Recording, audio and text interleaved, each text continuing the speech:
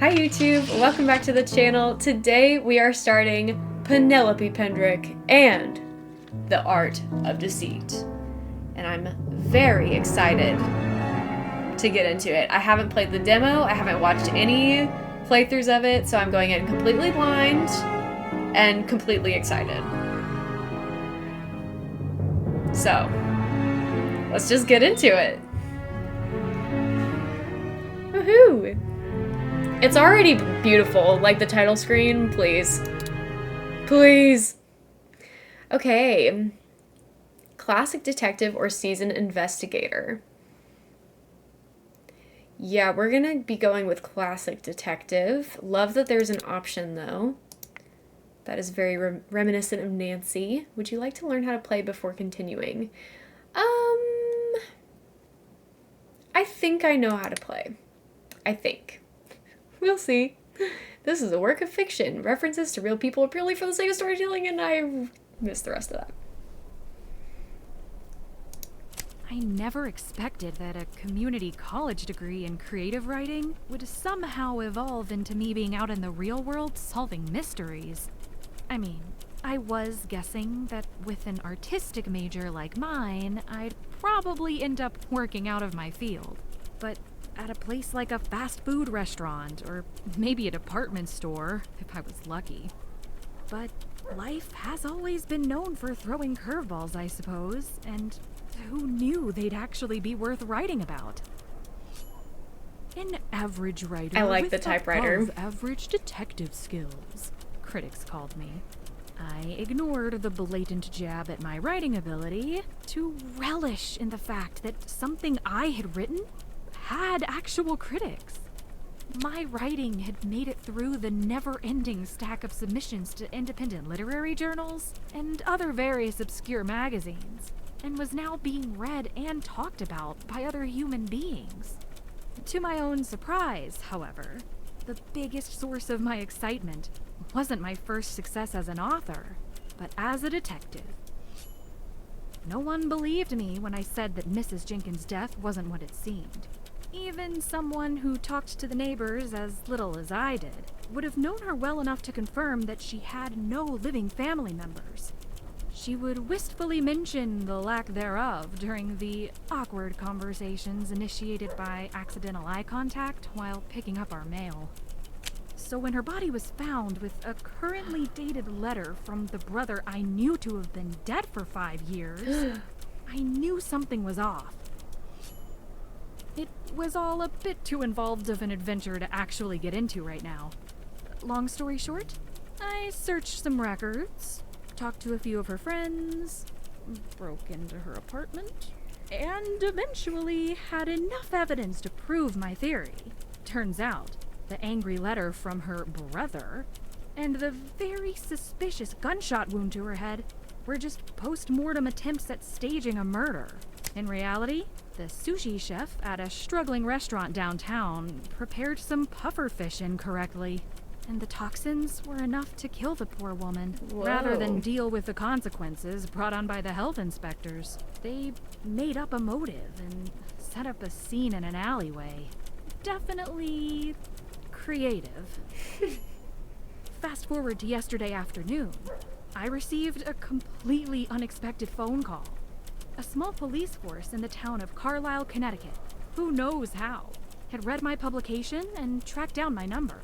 They're apparently in over their heads with some kind of unusual case, and wanted to find someone who could give a second Penelope opinion on Pendrick and the everything Art that's of been happening Deceit. there during the past week. It's a new release. Based on how small their force is, and how sleepy their town sounds, it's my best guess that they don't normally have much crime to deal with, and this might be a bit out of their wheelhouse. To be fair, it's also a bit out of my It was made by wheelhouse, a Nancy but Drew they sounded fan. pretty desperate on the phone. They'd have to be, and wanted to fly me there as quickly as possible. I don't know anything about the case, but they promised to fill me in once I arrive and get settled. Hopefully they realize I don't really know what I'm doing. But hey, that makes for a much more interesting story for the readers. Okay, wow. So here I am, about to embark Right on off the my very bat, first that's a official lot case. of I have info a feeling dumping. that I have no idea what I've gotten myself into. I feel like I retained maybe half of that. Okay, so we're on our way to New London.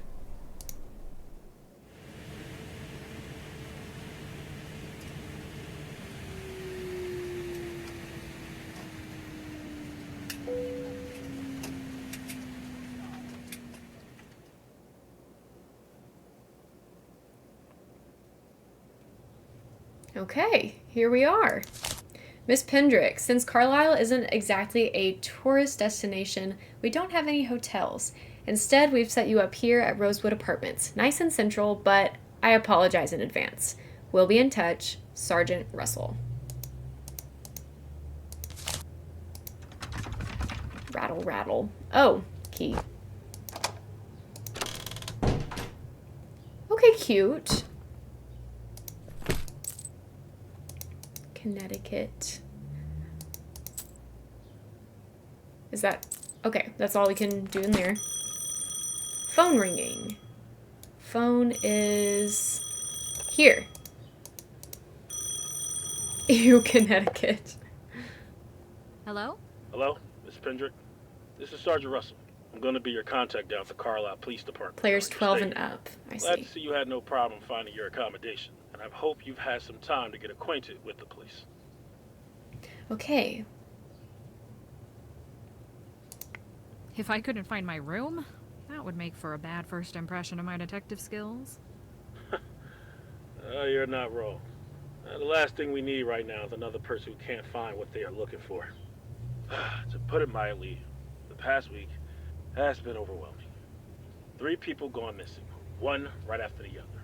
Only a couple days in between each. Our entire department is 3 people, for crying out loud. We're not equipped to handle something like this. What we're equipped for is either graffiti related or has to deal with noise ordinance.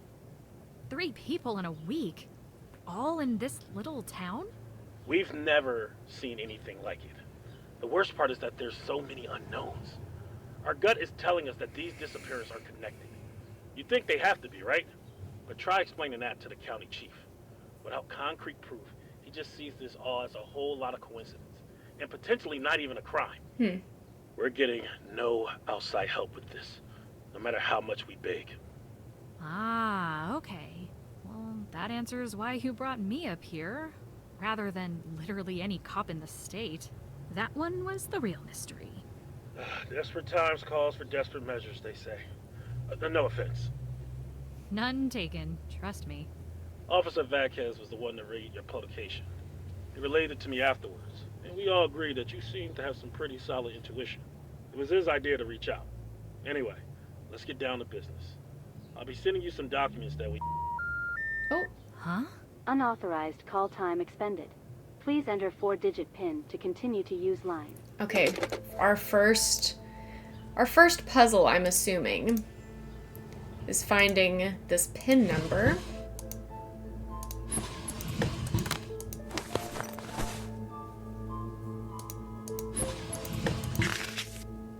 Pablo's Pizza. Okay. I need something for this. I need something for this. Later, maybe.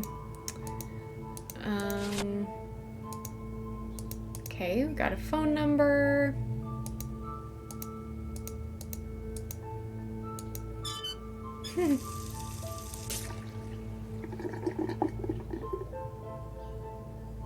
I like Dawn. D-O-N. Oh.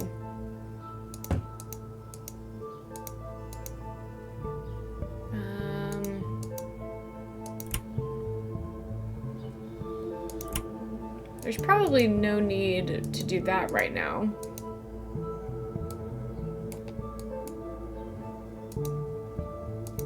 Can I look at the fridge? I don't want to sleep now. Unauthorized call time expended. Please enter 4-digit PIN to continue to use line. Okay. Hmm.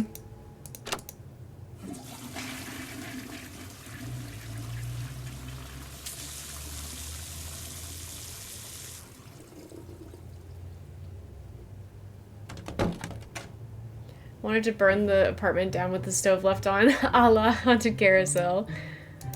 That would be fun. Paper's rustling.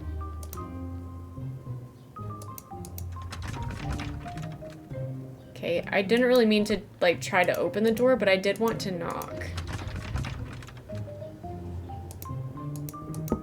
That's okay.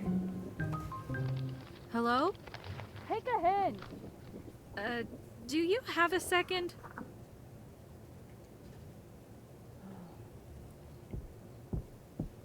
Fine. What? Who even are you? Actually, you know what? Don't tell me. You've already wasted enough of my time. What is hanging from her walls? Is that mold? I'm really sorry to bother you. I just have one quick question. Then I'll get out of your hair. Well, spit it out. What do you want? I just moved into Her the room hands are next door. huge. My condolences. To both me and you. And I was kicked off the landline. It's asking for some kind of pin to activate it again. If I tell you how that thing works, can we agree that this door is now permanently off limits? Residue from smoking, maybe. Unfortunately, I can't really promise that. Whatever. Then let's not drag this out. The phone code is Can we 9, stay? followed by your room number. Can we stay at the Plaza Hotel from Home Alone 2 instead, please? Thank you. There's no I way I was would've thinking guessed that on it my probably own. had something to do with the room number, but I didn't know. Hey, I never caught your name. Did I drop it? That exchange really brightened up my day. Okay, Grumpy.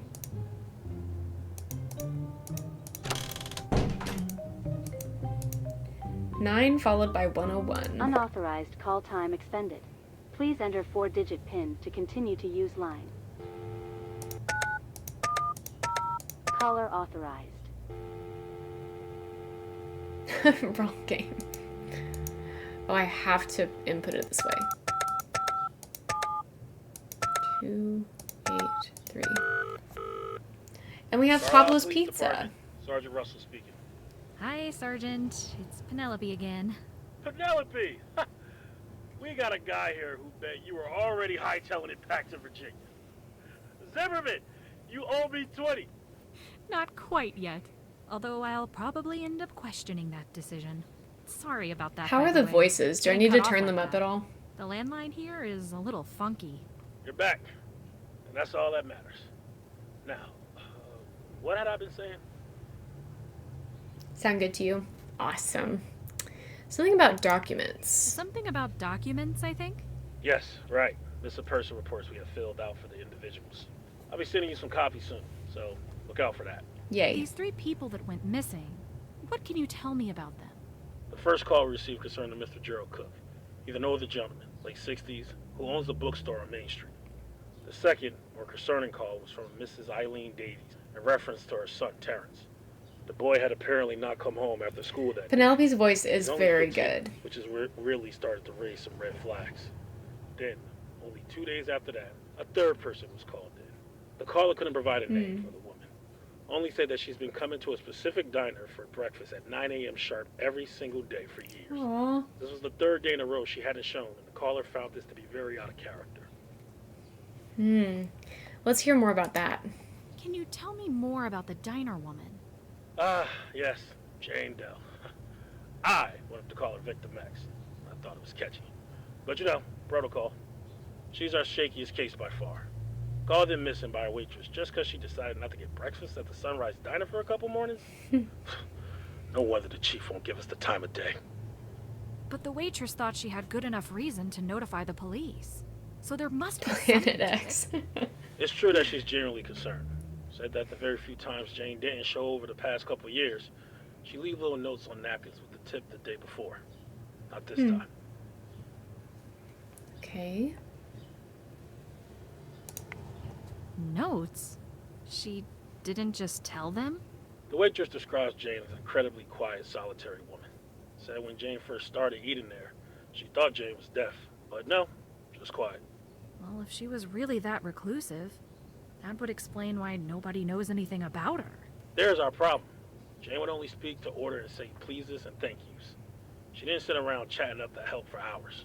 Not the help. If she wasn't there to hang out with the waitresses, Yikes. what did she do every single morning? Read books, lots of them. Me. And not just the type with shirtless cowboys on the cover, but books with real substance, textbooks even, and all subjects, especially history. You go, Waitresses girl. said that Jane would set up every day in the same booth, take a few books out of her bag, and read and take notes while she ate. Cool. Interesting. I wonder if doing this was work-related or a hobby. Not the bodice rippers. Did she frequent any other locations besides the diner? My only guess would be a library. Winning all those books would cost an arm and a leg. Library. Thing is, Carlisle doesn't have its own library, and there are too many to count in neighboring towns. Okay. What did you investigate? And who did you interview in regards to Jane? What can we investigate? Fair. No one knows her name. Library. Address, place of work, family, acquaintances. We examined her favorite booth at the diner and interviewed everyone who works there. All we know is that she's been coming there for roughly 3 years. Is quiet, reads a lot, and has tried everything on the menu. None of the workers said she was acting differently the last day she was seen? No one was paying enough attention to remember. But one of the waitresses did hold on to what's currently our shred of evidence, a napkin with some chicken scratch.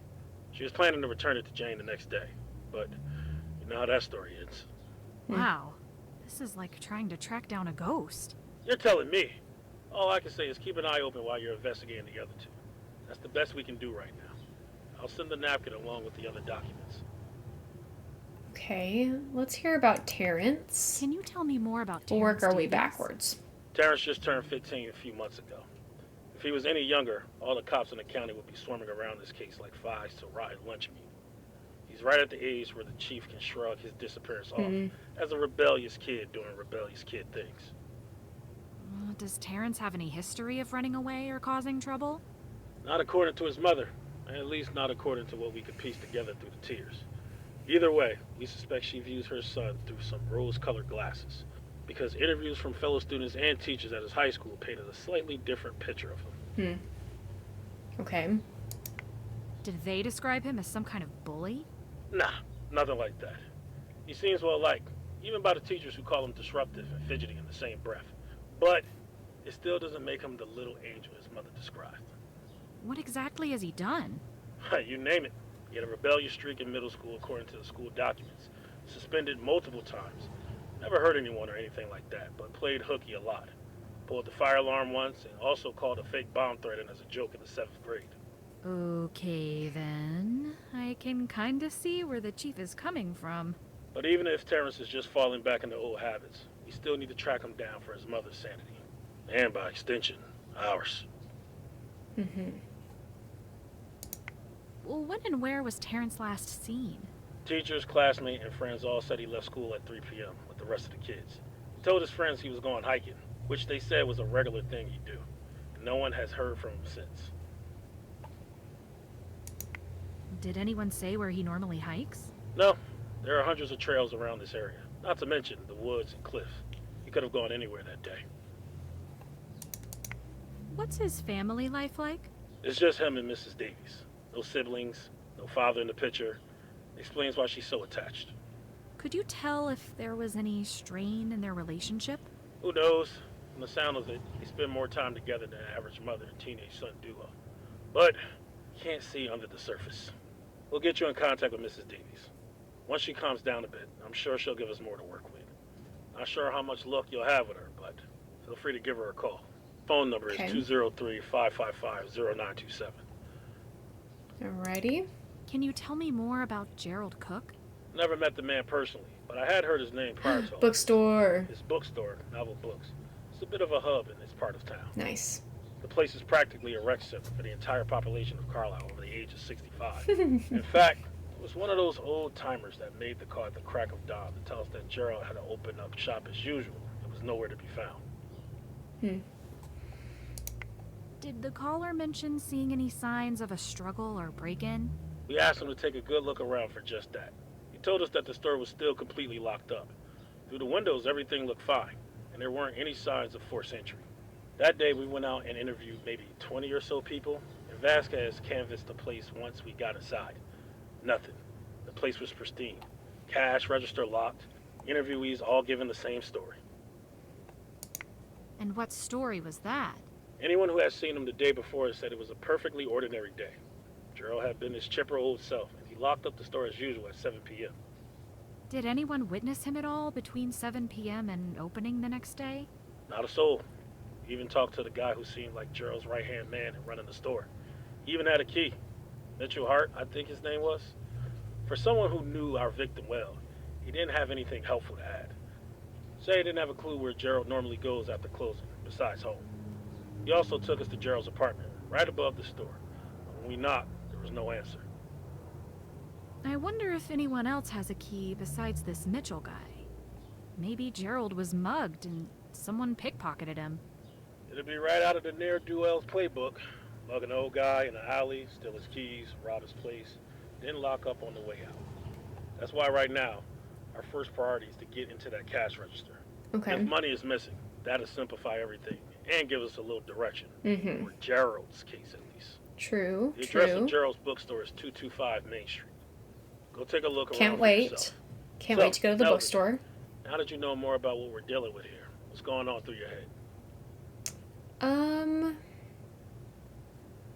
I mean, they're probably all related. I think the disappearances are related.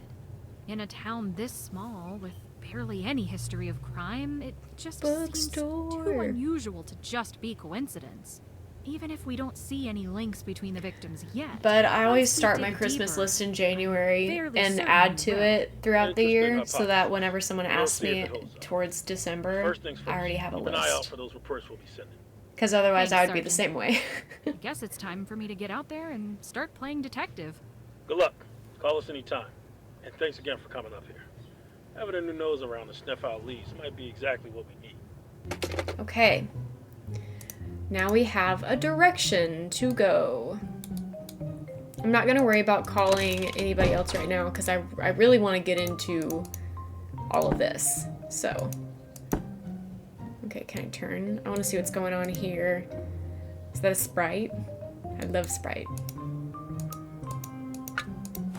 Oh, okay, just taking a straw. Sure. Absolutely. Anything in the trash? Shopping list. Onions. Something about this shopping list is unusual. I'd better hold on to it. 0 apples. Okay, so this is a code. Because nobody needs 0 apples at the store. Just buy out an entire Barnes & Noble and give me that. I would actually pass away. I would love that. Looks like no one is using this right now. Dang, that's a bold move. Just taking an apartment key. Okay, Penelope. I see you.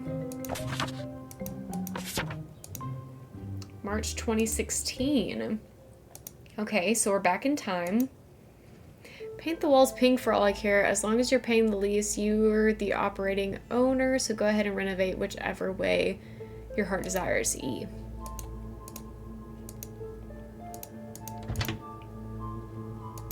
Okay, brick wall.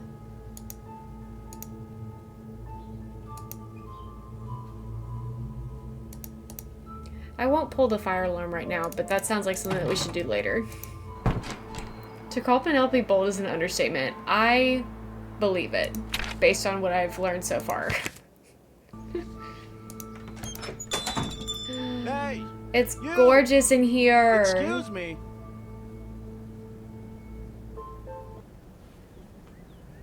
Hey. Miss, I think you might have the wrong address. Thanks I for do your not. concern. But no, this is... Sorry, let me rephrase. Bookstores, generally speaking, are for those who can read. What? The front door. There is a sign that states in perfect English that this store is closed. I know. I actually have Absolutely special nailed permission it. to be I here. agree. Special permission, huh? Is that what the kids call trespassing these days?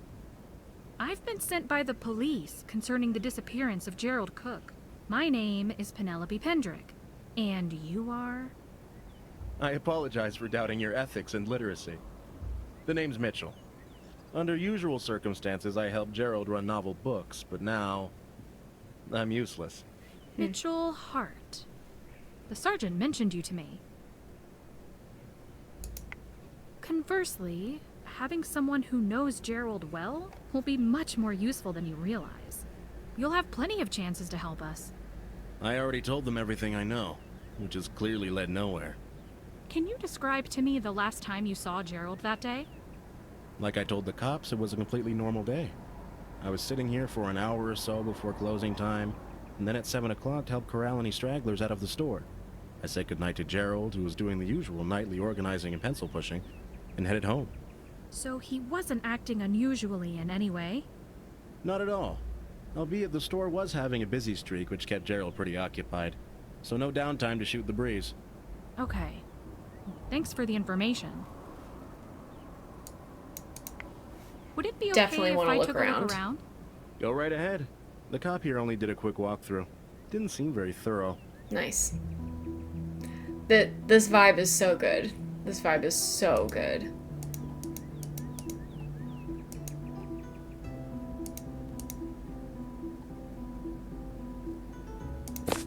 Encyclopedia of Gardening.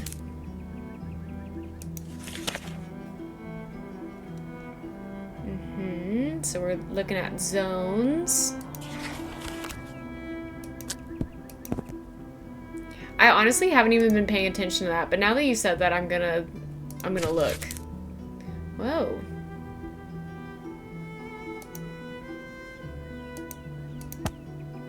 I need to be taking notes, huh? Pulling out the handy dandy notebook. New page. New page. And I need a different color. Okay. So we've got O and M marked in blue squares.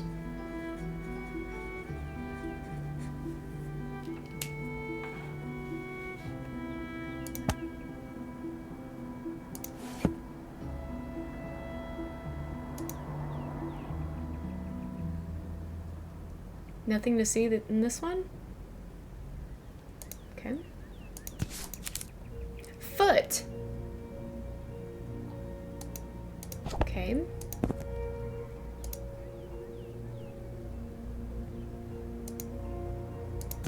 Small towns of Connecticut. Find the A link. famous artist visiting a very not famous town for such a long time is pretty Ooh, a phone unusual. number. Gerald seems very interested in this. I'm assuming she's written down this phone number, but just in case. 339-555-06868. Okay.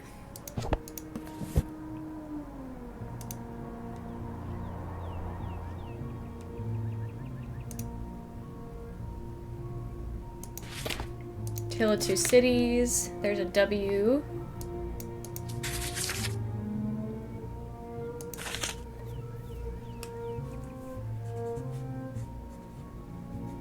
And the blue square.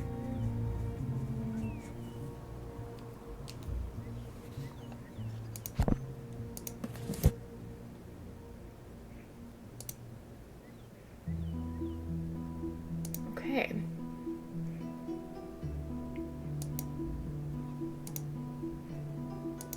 Are these different? Yes. Jane Eyre.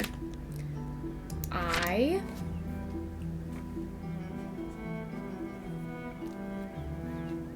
This is my mom's favorite book. Jasmine, 3-stream streak. Thanks for being here. Count of Monte Cristo. Oh.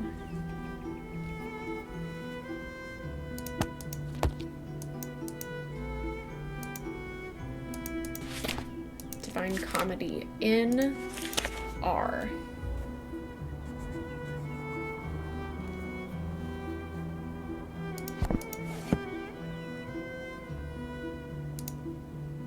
Okay. So that takes care of both of those bookshelves.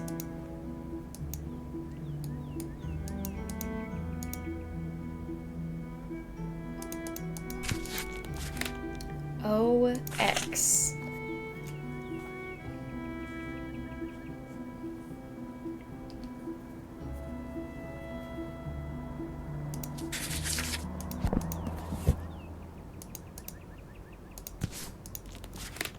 B.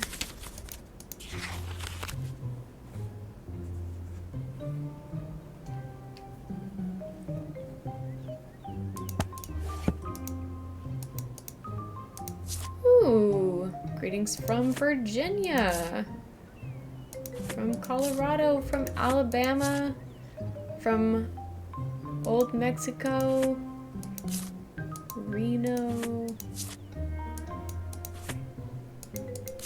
Fun. Candy, 99 cents.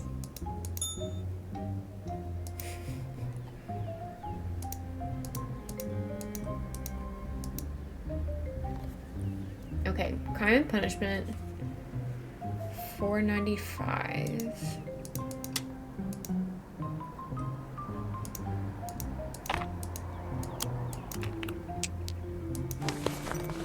Okay, stealing batteries.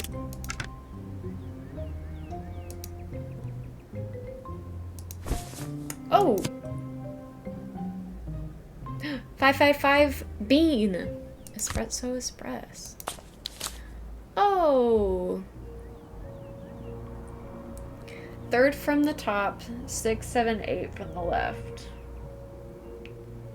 Is she gonna write this down? Am I gonna take this with me? Nope. Write that down. Thank you. Okay, we will write this down. Third from the top, 6, 7, 8 from left, E.G. Z.I.U. Z. P.D.M.U.Z.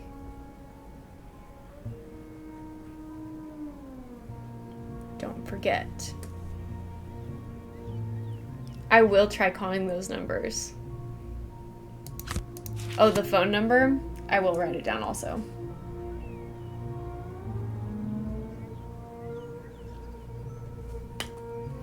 Was that all I needed in there? Definitely not. 555 back?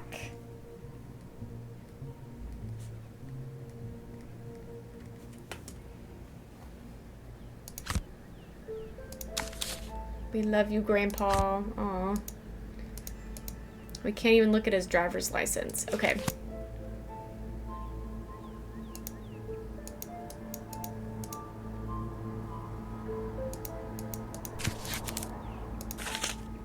Cookies.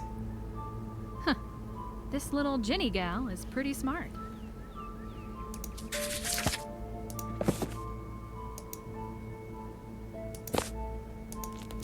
Ooh, dead nettle. I know about those. I actually know about most of these. These are really beautiful illustrations. Cool. Okay.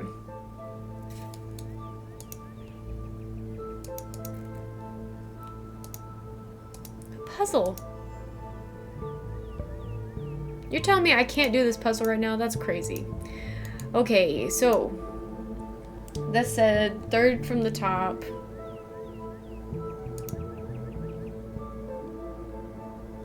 Six, 7, 8. Oh.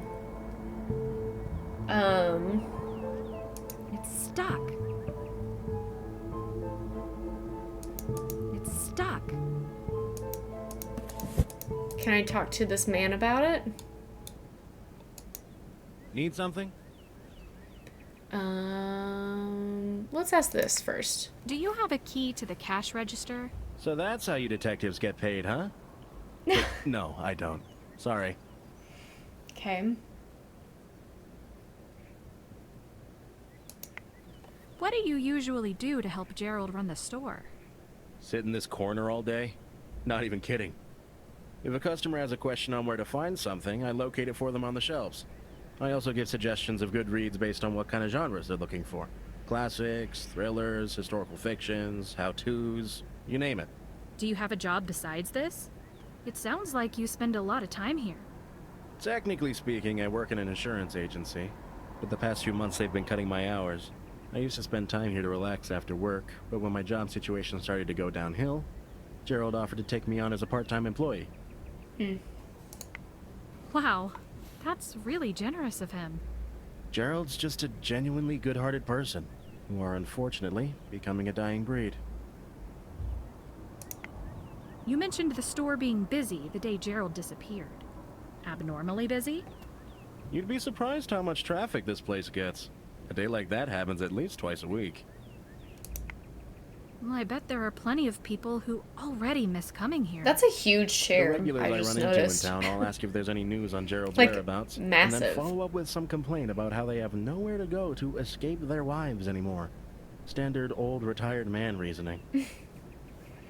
Okay, we'll come back to him in a second. Thanks for talking. I want to take a look Never at a this problem. table again.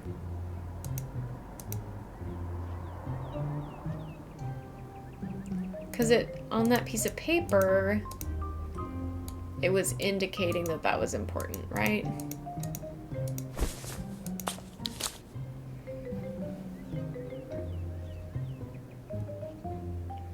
What could this possibly mean?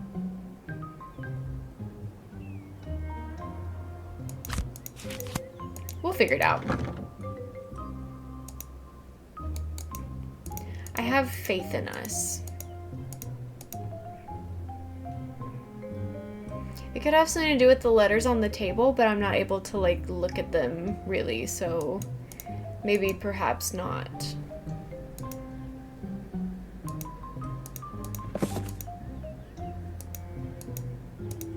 It's stuck.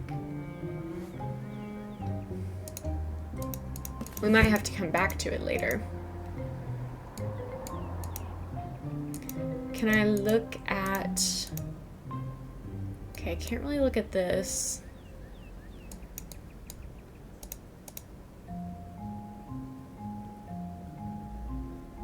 Can't mess with that, but I can look at it. We'll come back, perhaps.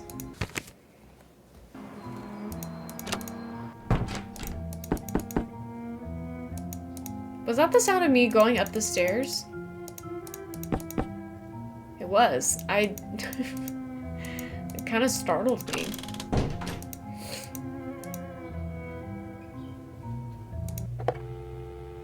Okay, let's call this John guy.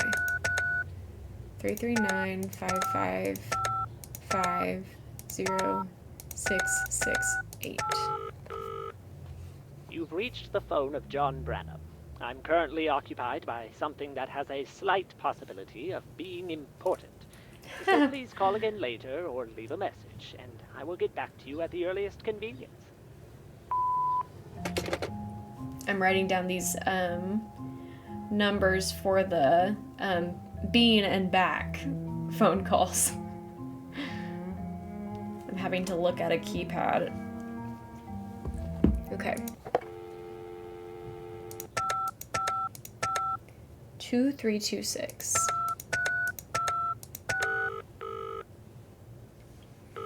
Thank you for calling Espresso Express.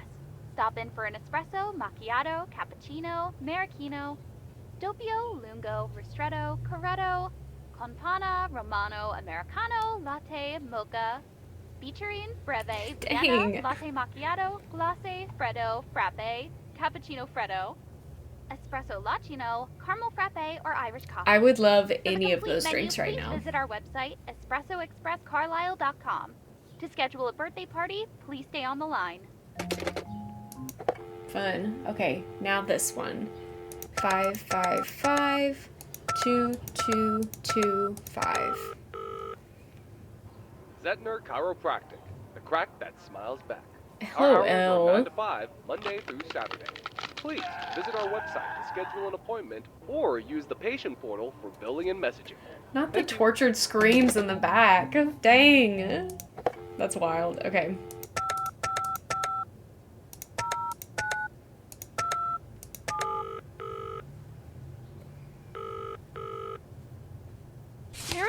Terrence, is that you? I'm sorry. Mrs. Davies? Oh, yes, this is she. My name is Penelope Pendrick. I know you're going through a lot right now, but I'm working with the police to do everything we can to find your son. If you're feeling up to it, would you mind answering a few questions? Thank you. I'll do my best. Can you please describe the entire day he went missing in detail? From morning to evening. Let's see. I got up at 6:30 as usual and started making breakfast. Terrence sets his alarm for 7 and ate quickly after he got up. He had me sign a permission slip for some field trip, and then he gathered all his school supplies and left. As he was leaving, we argued about some stupid little thing. I think he had left his jacket on the floor. And that was the last time I saw him angry at me. I just keep playing that over and over in my head and hating myself for it. I left work at 5, and he was out when I arrived back, which isn't too abnormal, but when he wasn't home an hour later, I started calling around to his friends' moms. He wasn't over anyone else's house. Then it got dark, and he still wasn't home. That's when I called the police. Thank you for sharing this with me. I'm sure it's not easy to think about. Okay. I heard that Terrence told his friends he was going hiking after school was out. Do you know of anywhere in particular he likes to go? It could have been anywhere. That boy's practically explored the entire state. Could he have gotten lost or hurt somewhere in the woods? No! No, impossible. He was a Boy Scout for years, and he's even taken courses on outdoor survival. This kind of thing is what he lives for. I have no doubt he's very competent, Mrs. Davies, but sometimes things can happen that are out of a person's control. I said it's impossible. I know my son. All right. I'm sorry I came off as implying otherwise. Yeah, Penelope's maybe not very sensitive, You mentioned a field but trip. that's Can okay. you tell me more about that? It was for his art class. A gallery that they were going to tour that day, not far from here. Do you remember the name of the gallery? Yeah, let's go explore. Something Yes. pretentious. Bold decisions, bold and brash. I have the paper around here somewhere. That's right. Bold depictions. 3297 Ocala Street, Oak Ford, Connecticut. Like belongs in Thank the you. trash. It could be a start. If you say so. Did anyone mention anything else out of the ordinary that happened at school that day? No. I don't think so.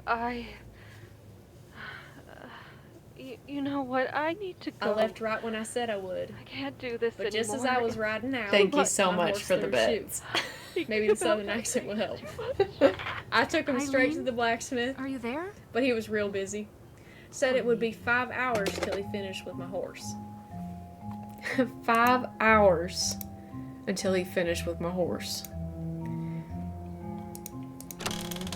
So I think that I have a little bit of a nitpicky thing that I'm going to mention. Whenever we're in dialogue and this box is like really big,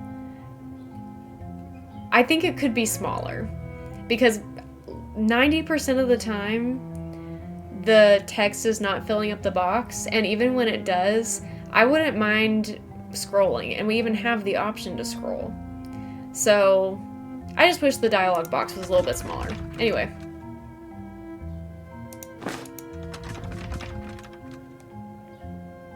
What number was this? I thought it was 103. I guess it wasn't. 102 is that other girl's room.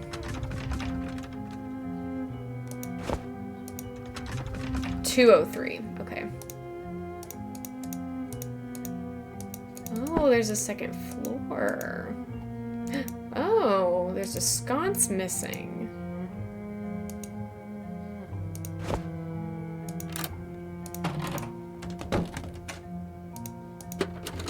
Joe stuff, don't touch or I'll eat your lunch.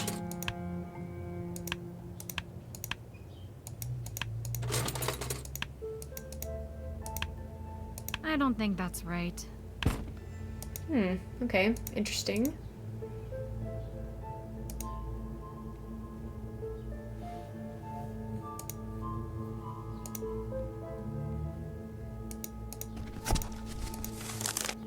Ooh. Write down your combination. Okay. So, I'm gonna take a picture of this. There's no way I can write this down and it be accurate looking.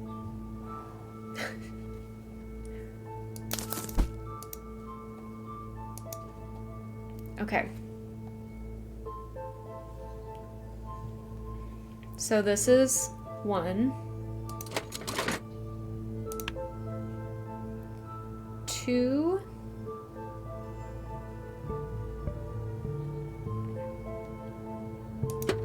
Is this one? Wait.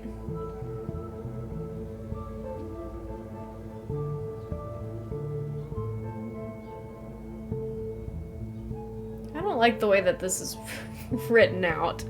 We're gonna try our best though. Maybe this one, we'll see.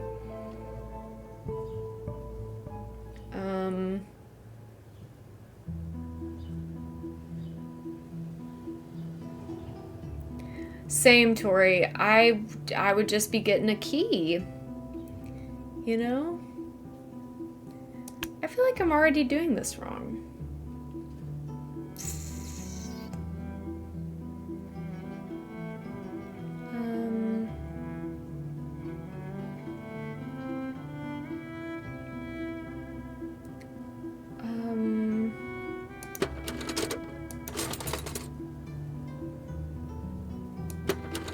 Wait.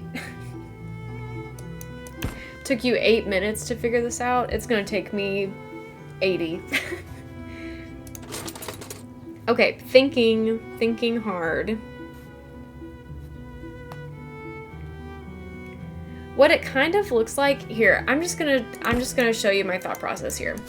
What it kind of looks like is that it's not pointing directly to a button, and it's just pointing to like the general direction, and that's what's confusing me.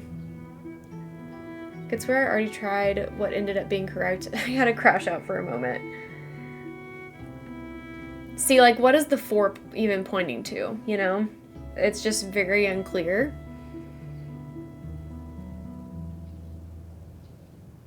So this might take me a minute, but we're gonna try our best. There are 8 buttons.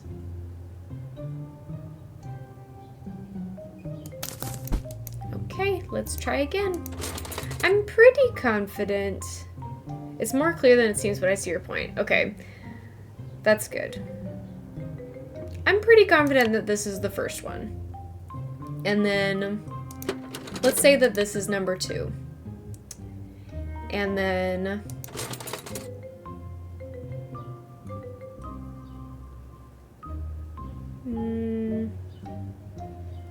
maybe this is 3. And this is 4.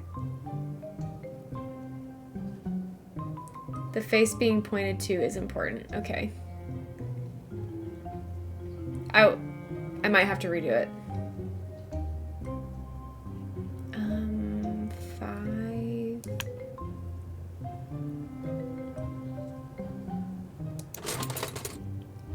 6.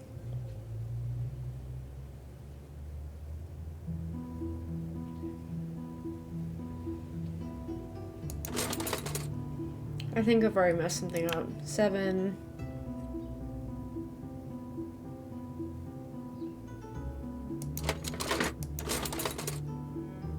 What even am I missing? I don't think that's right. Yeah, okay. We're gonna start over. Try it again. Zoom in.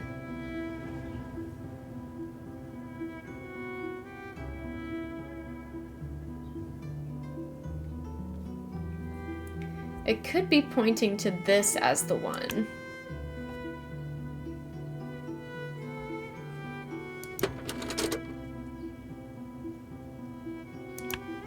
Two.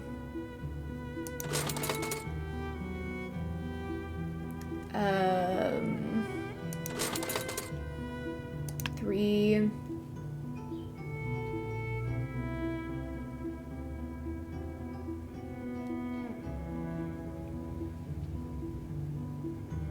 4.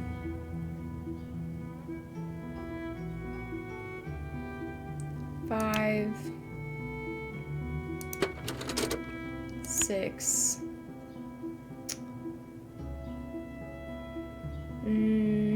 7.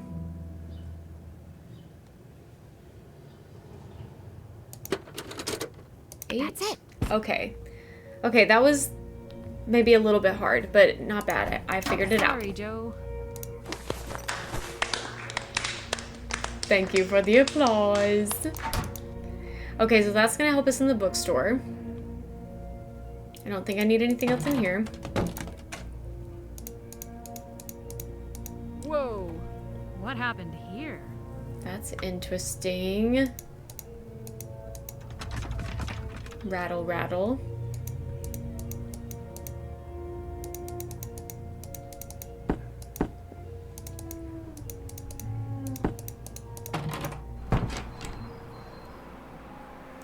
How long does it take a healthy-minded man to text a woman he's interested in during a holiday week? Points to clarify, he is bad at texting, I've been told, and he's extremely busy. I probably wouldn't expect a text back until like post-holiday weekend. So like maybe not even until Monday. I don't know though. That's a hard one.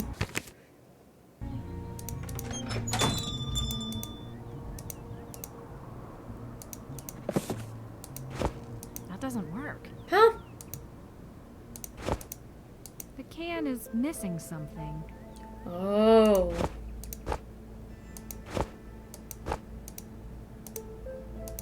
What do you mean the can is missing something?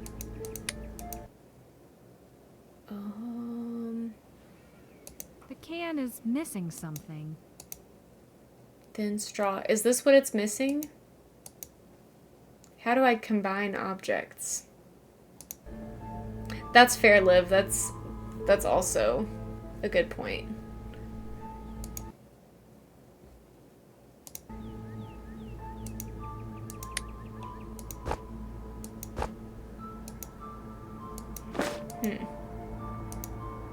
The can is missing something.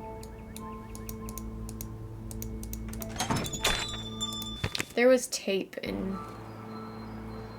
Oh, look at the can with the eye and then switch. Oh, thank you.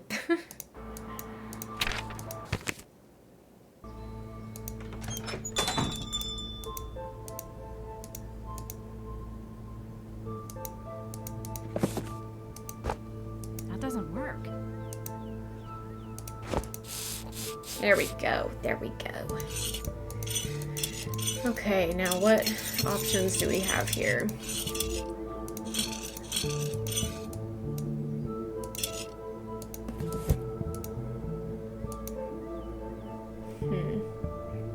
That's how this game handles combining inventory items. Okay, good to know. Good to know. Need something? The day Gerald went missing, what did you do that evening after you went home at 7 p.m.? Probably thawed some frozen dinner and watched TV. The new episode of Crypt Diggers would have been on at 8, and then I normally go to bed at 11. Has Gerald ever gone on a spontaneous vacation or trip? The man is the antithesis of spontaneity. I've known him around 5 years, and he's never left the store out of the blue like this. Thanks for talking. Never a problem. Okay, so...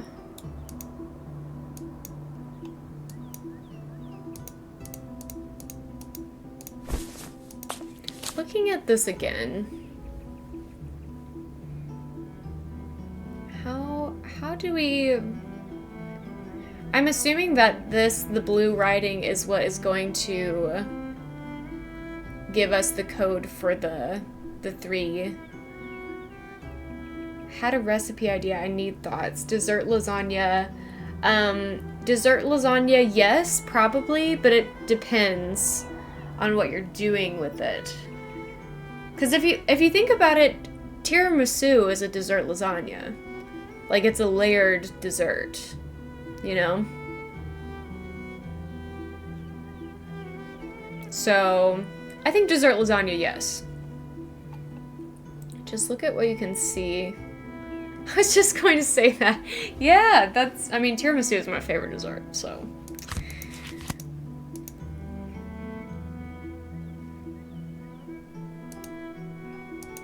But this one would be warm.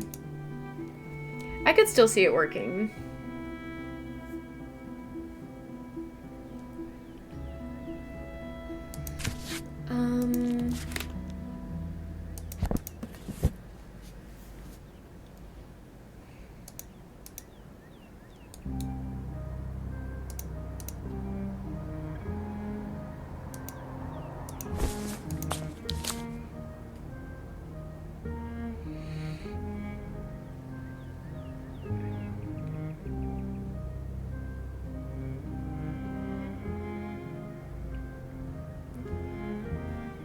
I know that staring at this is not going to help me figure this puzzle out.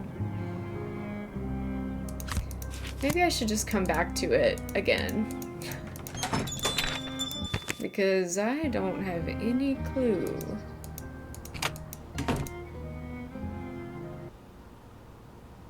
Welcome to Bold Depictions, miss. Can I offer information on a particular piece, or provide a guided walkthrough? Thank you. Maybe some other time. I'm actually here on behalf of the Carlisle Police.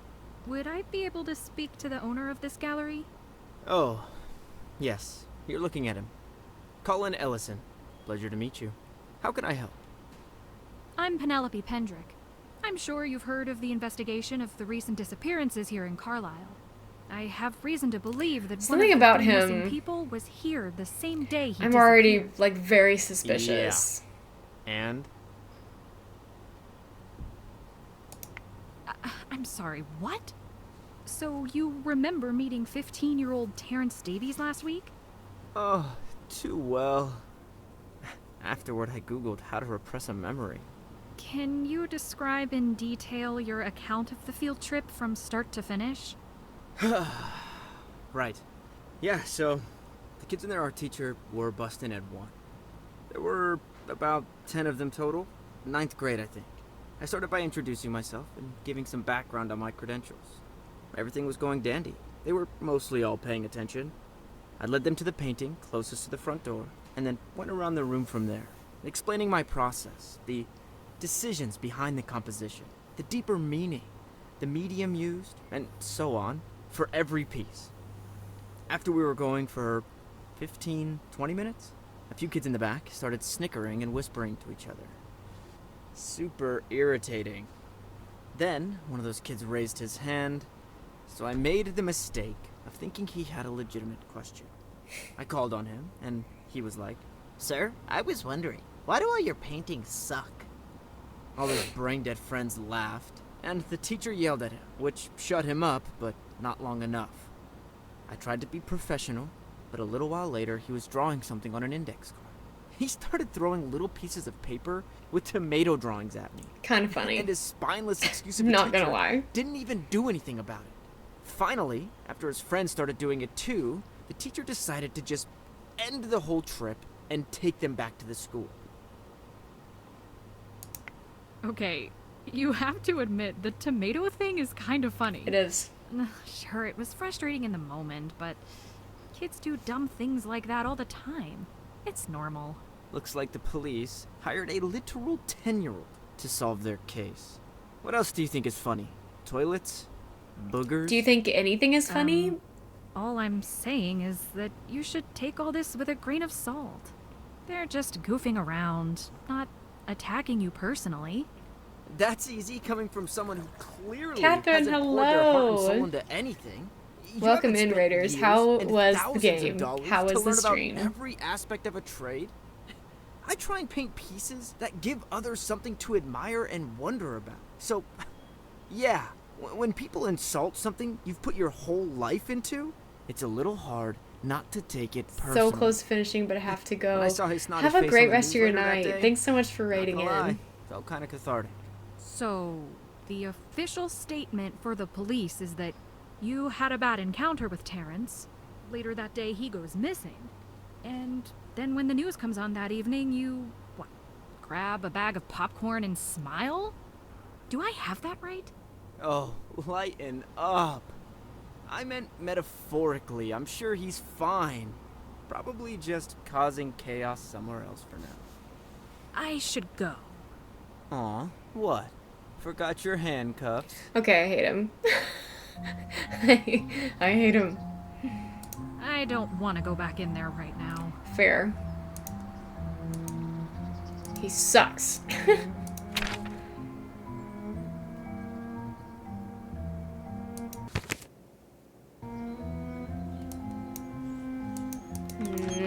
Okay. We gotta figure something out with this little puzzle thing. Because I'm assuming that I have the information that I need. I just have to put it all together.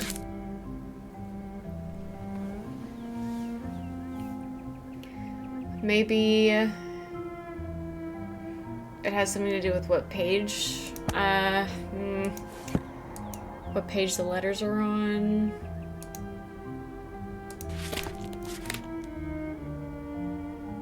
Probably not, though. I would love a tiny hint.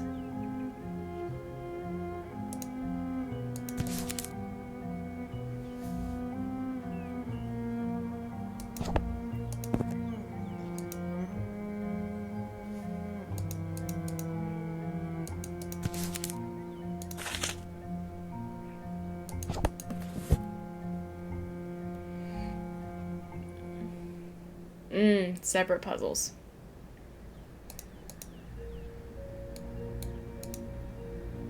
Look at the table and just write what you can see. Okay. I can see the N-O. I can see T-U-V-W-X-Y-Z.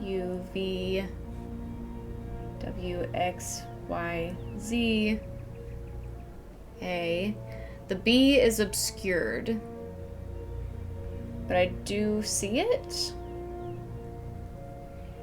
And then the next line I see B, I, J, K, L, M, N,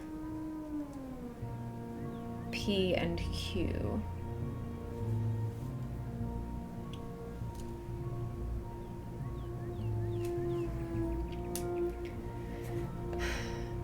But don't know.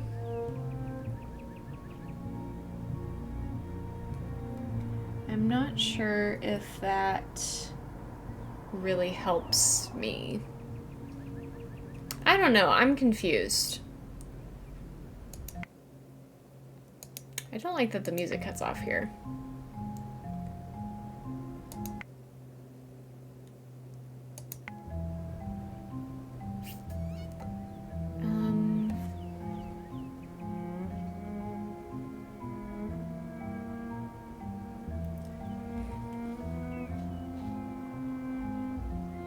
Gonna have to shift gears soon if I want to figure out. Shift.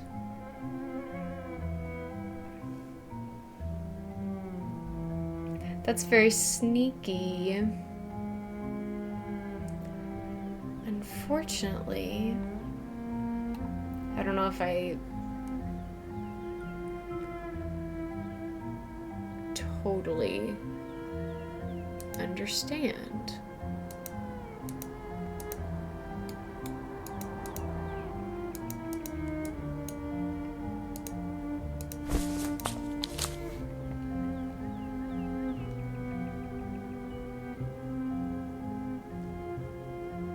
Two rows of letters.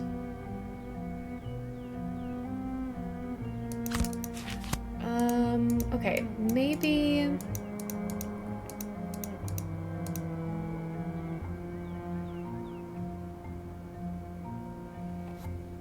What I was thinking was maybe on this first line, we go by the blue letters on the paper, and then whatever letter is below that corresponds.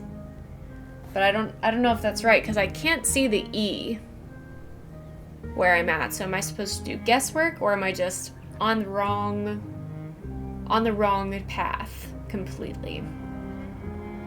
It is possible. I don't know what a Caesar cipher is. Also, hi, Gold Dragon. Welcome in.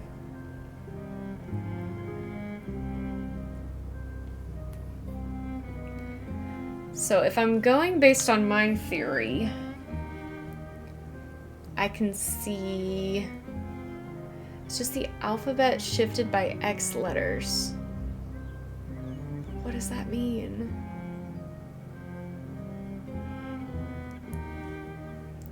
Oh, is this kind of like, okay, in Danger by Design, the typewriter cipher thing? Yeah, okay. This is why I'm having trouble, because that has never made sense to me. That has never made sense to me.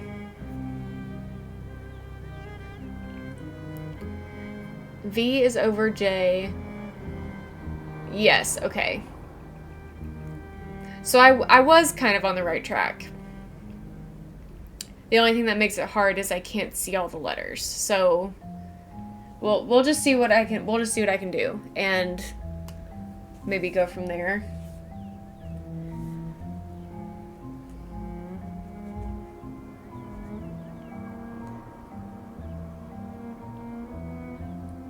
The inner row is shifted by a certain number. Oh. Okay. Okay. So what I'm seeing here, A corresponds to O. Do I need to, I'm about to literally have to write out the whole alphabet to understand what's going on in my brain. So bear with. At least until I get to the O. A, B, C, D, E, F, G, H, I. And then A equals O, B equals P, O, P, Q, R, S, T, U, V, W. Okay.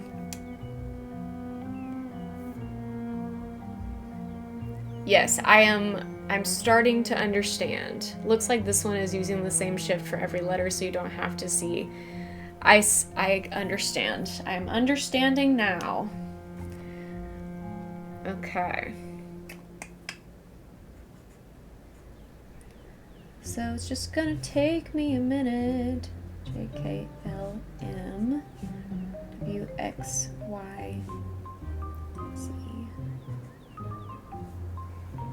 Okay, yes, this is looking correct. Oh, yeah, okay, this is coming together.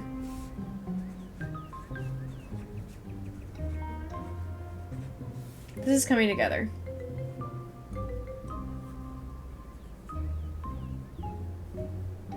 Yeah. Sun, wind, rain. Okay, I get it. That just, I had to like do physical puzzle solving. Sun, wind, rain. So I'm assuming that is apartment key.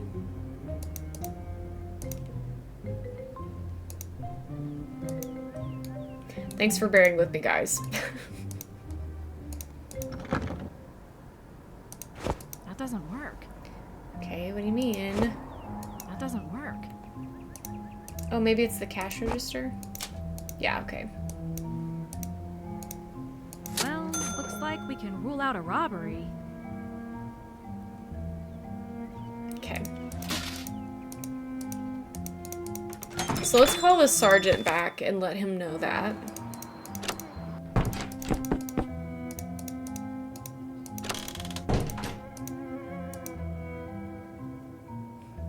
No more pennies.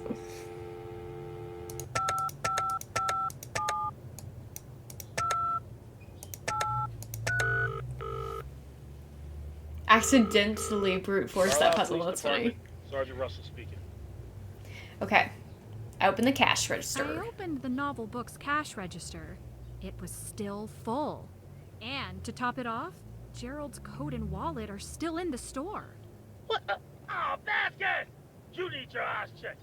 Remind me to assign you to interviews next time. Good work. Whatever happened to Gerald was not premeditated on his end. Just a start. I got to chat with Eileen Davies. She was only willing to talk for so long, but I did learn that Terrence attended a field trip to an art gallery the day he went missing. She gave me the address, so I went to check it out, and oh boy. Did something happen? I met the owner, Colin Ellison, and asked him about the field trip. According to him, Terrence was kind of a terror during the tour. Colin was generally spitting venom while he recounted what happened. And to put the cherry on top, he described seeing Terrence on the news later that day as cathartic. That's concerning. Did you get the impression that Colin could be physically violent when angry? Or is he more bark and no bite?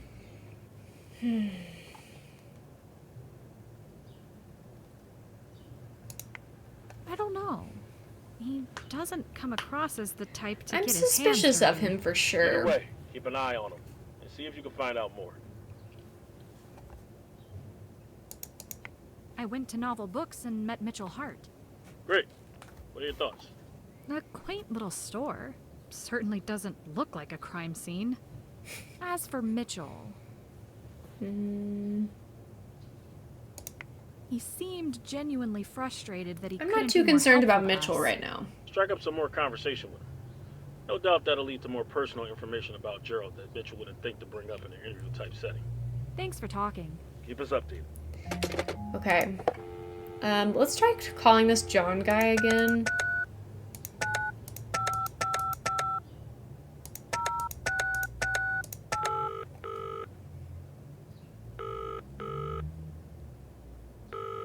You've reached the Yeah, phone okay. of John Branham. I'm currently occupied by something that has a slight possibility of being important. So please call again later or leave a message, and I will get back to you at the earliest convenience.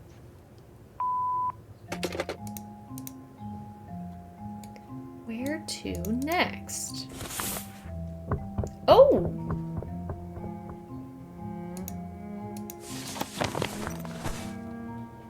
Okay. Oh, these are the reports. Why were they so sus about that? Okay. Yes. Ooh. Do we get to go to the cafe?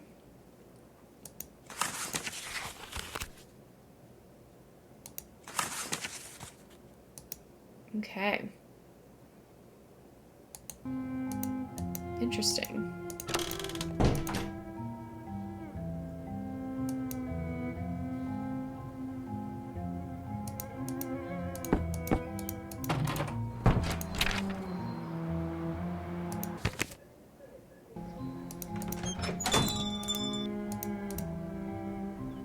Everything okay?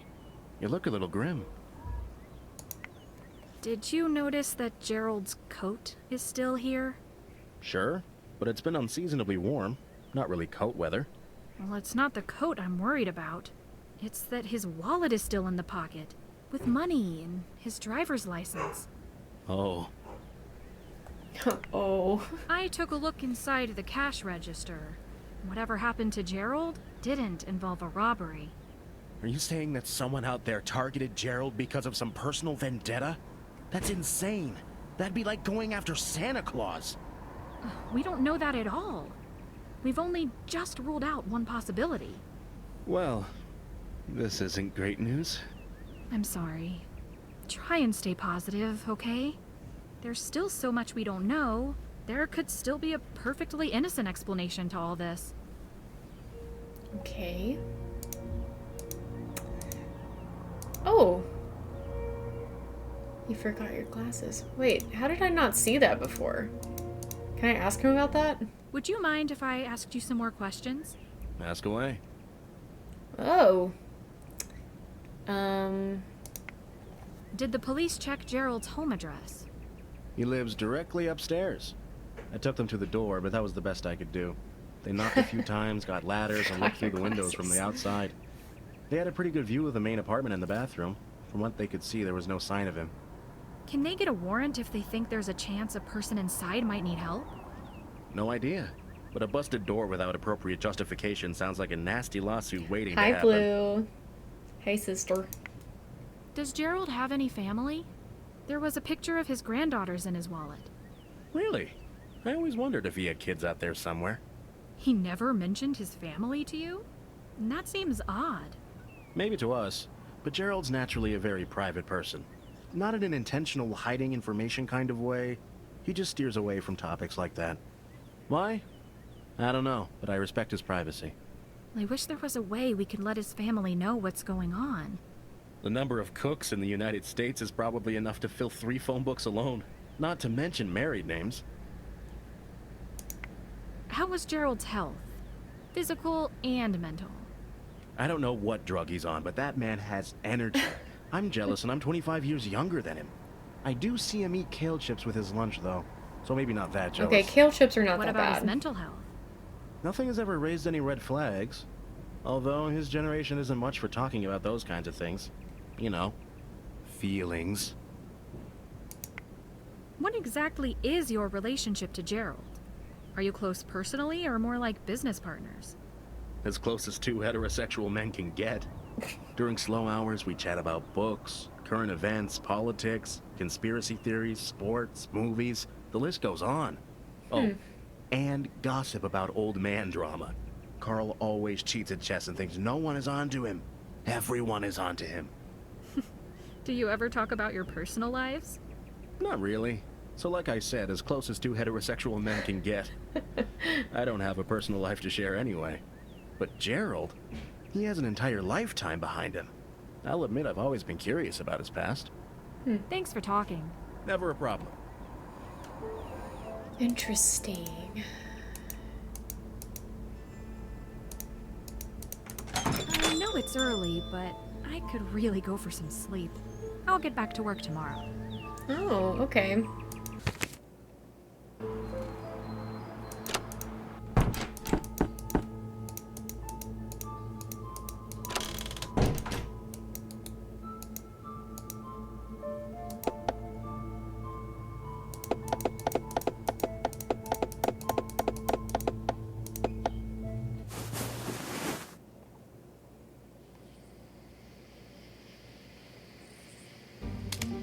Loud cracking? What's happening? What's happening? Oh my...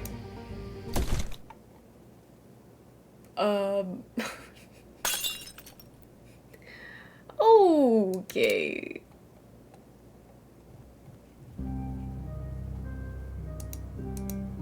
Smoosh. Okay. Yes. That's pretty much right now.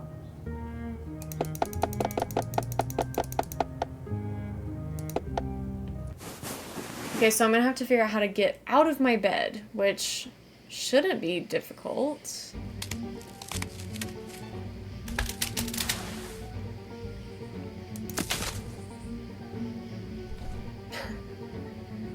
Okay.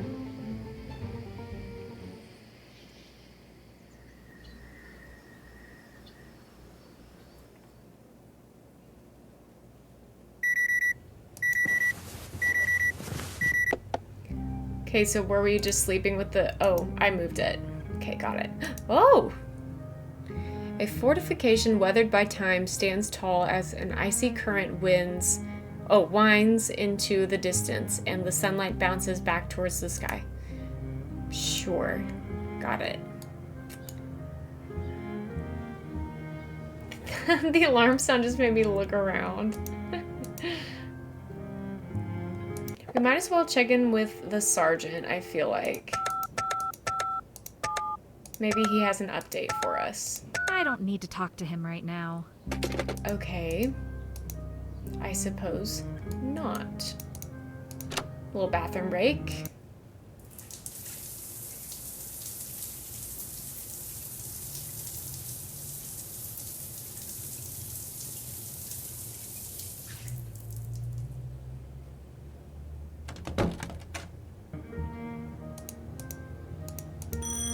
Oh, okay. Now we've got a phone call. Who is it? Hello? Hi, Penelope. Sergeant Russell here. I just tried to Thought I'd call check in. you. Alrighty. Way ahead It's of looking you. less and less likely that Gerald's disappeared voluntarily, and his store was not robbed. Right, I told you Mr. that. Hart admits that he doesn't know as much about Gerald's life as we had hoped. And then there's Terrence, who tends to get into some people's skin. Some people being Colin Ellison, who had his run-in with Terrence a few hours before the boy went missing. Mm-hmm. Right. And still nothing on Jane Doe. Can we go to the Except cafe? the napkin. I'll eat my hat if we find any leads on her this whole case. Did you check the coordinates that she had written down? They put us in a spot in Town Center Square. There's the statue of the founder, a trash can, a bench, a manhole, a street lamp, and some shops at the Southwest Plaza Shopping Center.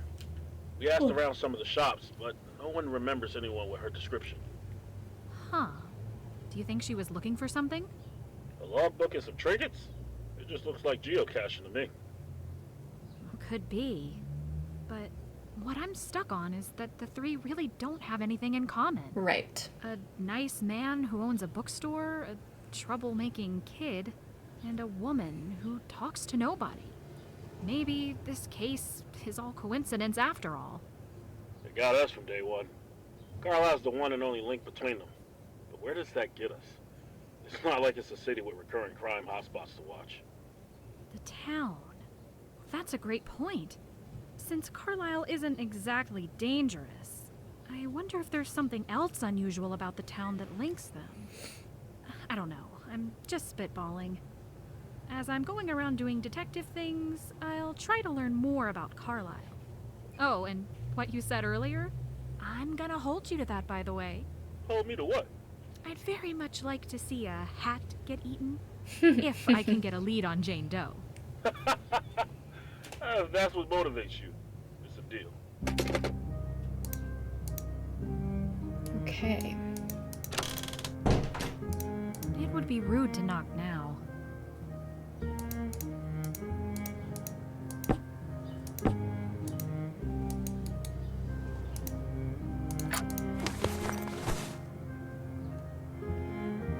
This could come in handy. Mm-hmm.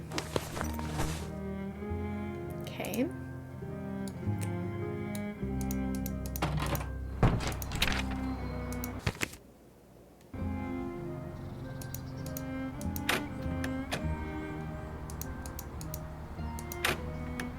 Locked. Might be too early, huh? Oh, I wanna look at this. I don't know. 5 blueberries, 3 bananas. It's so interesting. I'm so interested in that, in what code that is.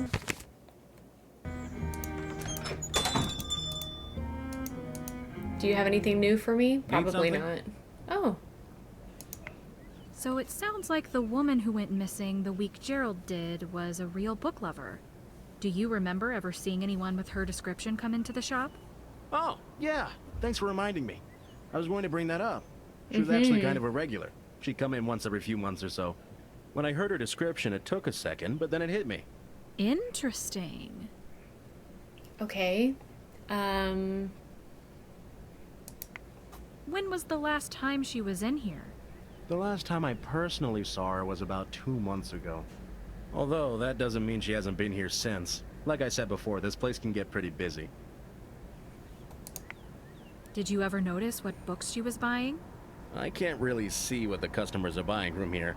And she's never asked me to help her find anything, so no guesses there. The only association I'm making in my head is her carrying a book about... math? Or was it trees? Maybe both? No idea.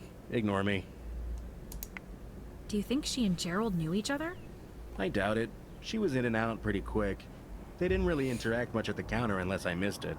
Thanks for your help. This woman doesn't leave much of a trail behind her, does she? Doesn't seem like it. I'll let you know if I can think of anything else about her.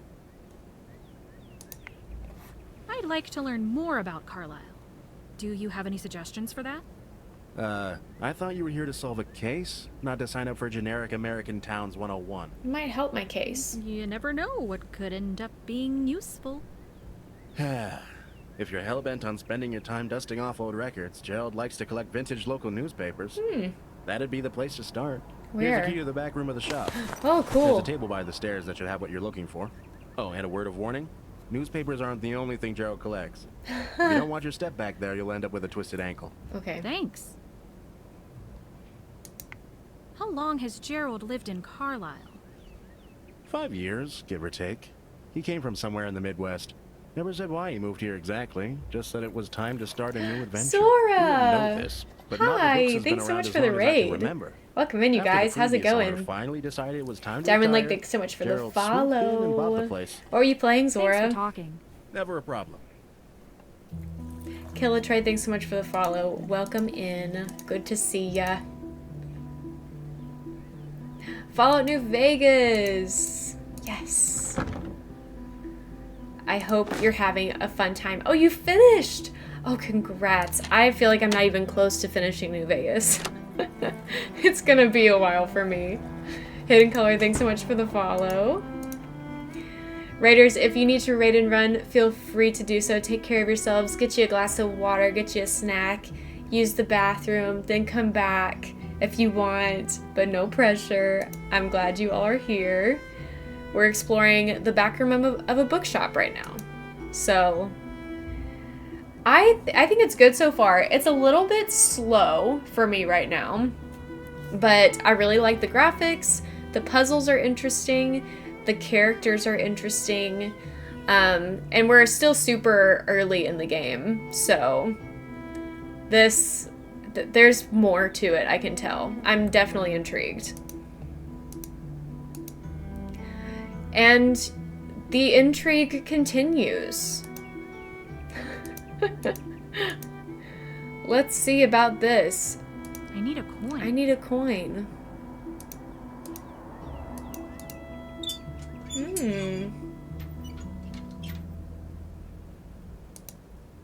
Okay. Oh, here are the vintage newspapers. Local Strawberry Festival. Count me in. 1956. Building condemned after... Oh, Rosewood Apartments. That's where we're staying. 1968. Condemned. Scheduled for demolition? Right, and it isn't demolished because we're staying there. So that's interesting. Can't look at the rest of those. Oh. Oh, another cipher thing? I can move the newspaper around. Oh. Oh! Okay.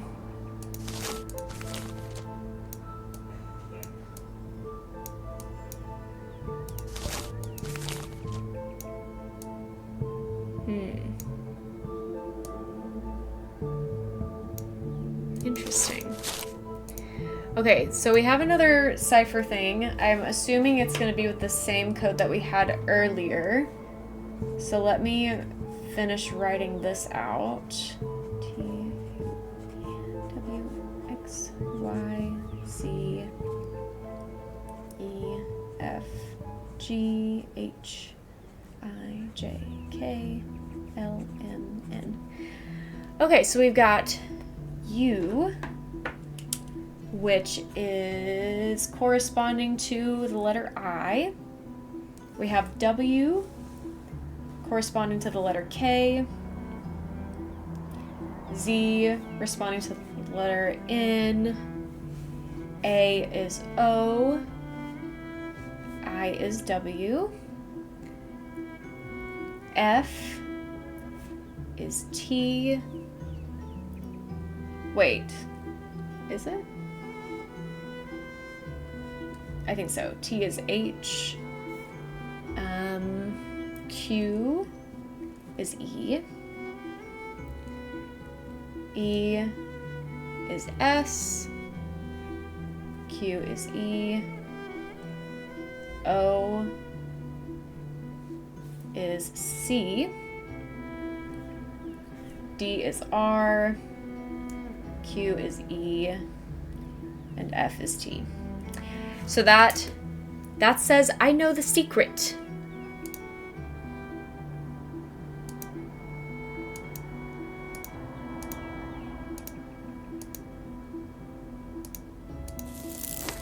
Oh, interesting thing to grab, Miss Penelope. Important? Oh, this is maybe the order. What studio made this?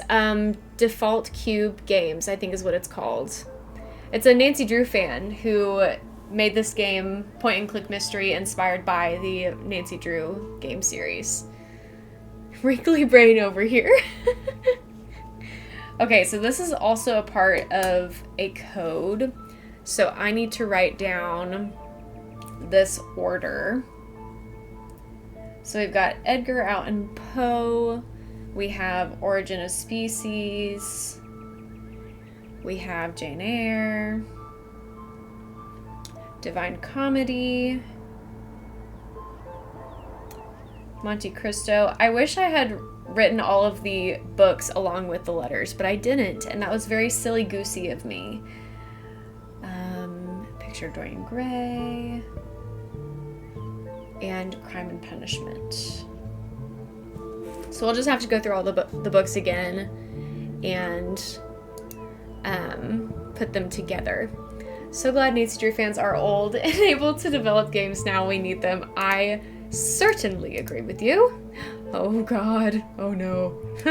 Don't make me do another Danger by Design inspired puzzle, please. No, thank you. I will gladly pass on that. Oh, stairs.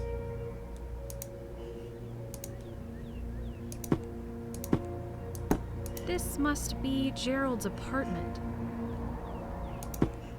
Looks like it's missing batteries. Oh, I have batteries. I've got those. Perfect.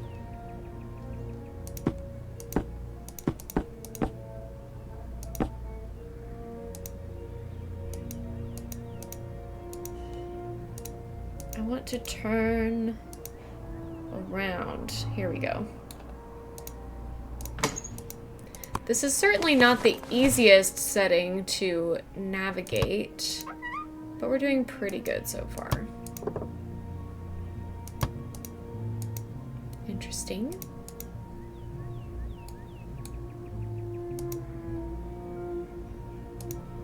I don't want to miss anything.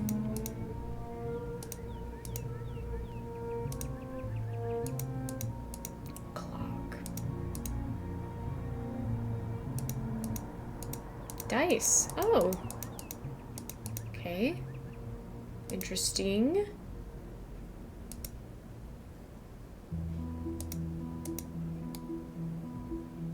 Okay, maybe that's all I can see here right now. Let's go back to the books.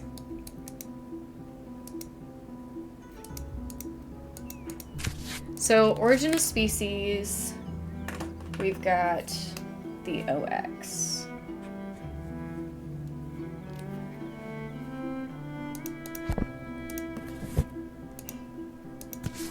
Edgar Allan Poe is the B.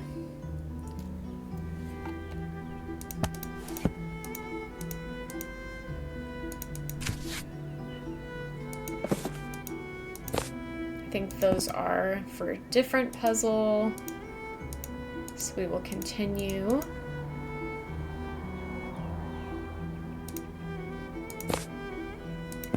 Encyclopedia of Gardening, I don't think we need. Okay, this one, OM.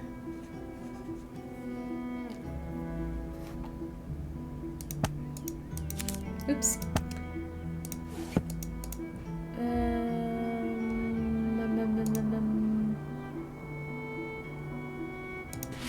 Tale of Two Cities, that's not one that we need.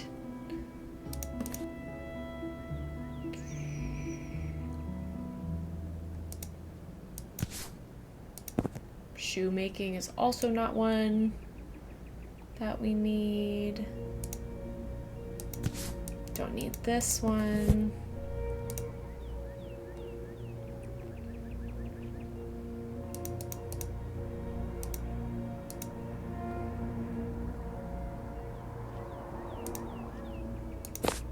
Jane Eyre is the I.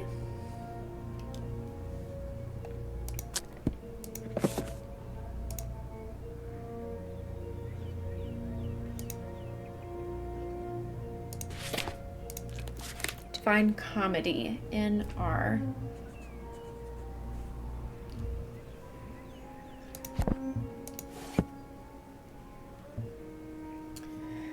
Let's see. I'm missing Monte Cristo, Dorian Gray, and Crime and Punishment.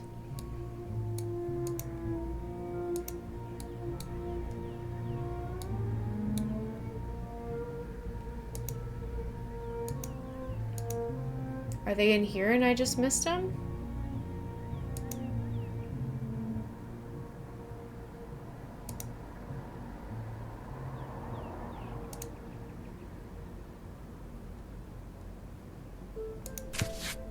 Already did that one.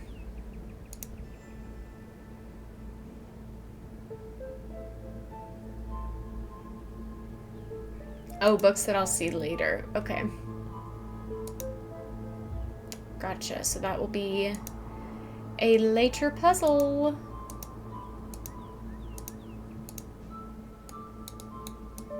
Whoops. I found what I needed in the back. Thanks for the key. Gerald has quite the collection of objects. That's what decades of travel souvenirs looks like. A room in need of a yard sale. Gerald described his stuff as a collection of memories. He said it was there for if he ever started to forget. What does a Jersey wall remind him of? A car accident? Yeah, not really sure about that one. Honestly, I don't even know how he got it in the building.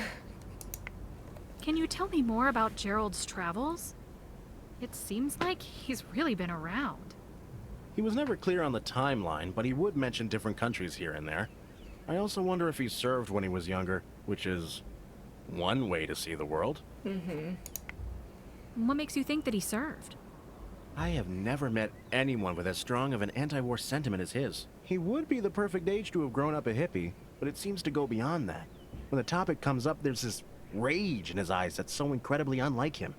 And if not rage, it's sadness. Could he be struggling with some kind of PTSD? It was a natural thought. I don't know what's for dinner. Evidence. Probably leftovers. Hi. Hey, my love. There's your cup back. Thank you. I love you. I love you too.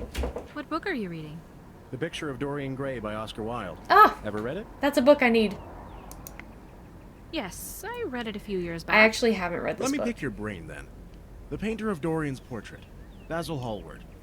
What would you say he represents? I don't know. The societal expectations upon Dorian. No, I don't think that's it. There wasn't much allusion to that in the book. Anyway, thanks for humoring me. It's hard to pass up an opportunity to talk literature.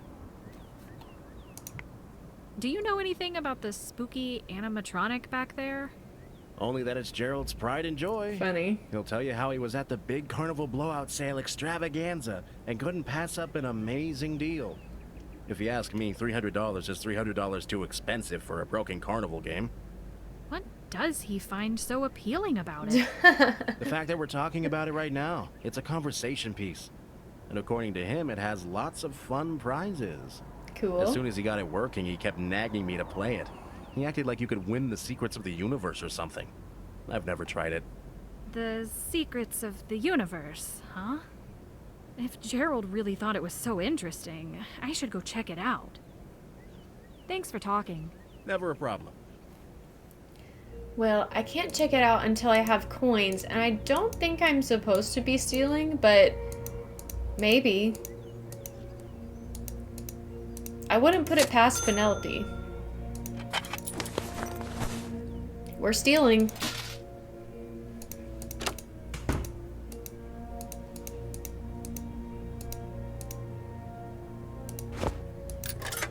I guess it doesn't work. What?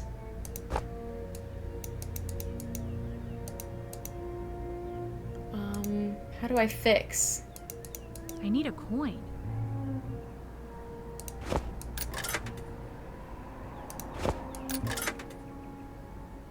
Hi Maggie, welcome in.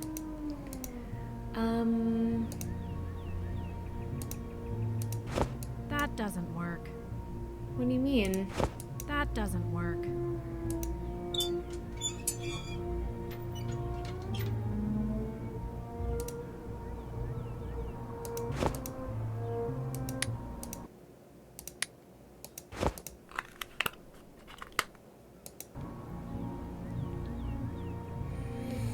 Okay, we'll come back to this, I suppose.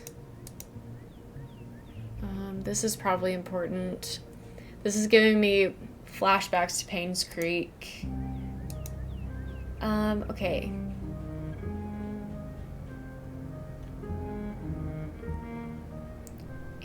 What is this number? I cannot see. I don't know. We'll look at that later.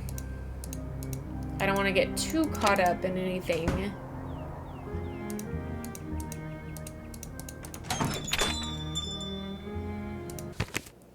Congrats on your bingo, bud.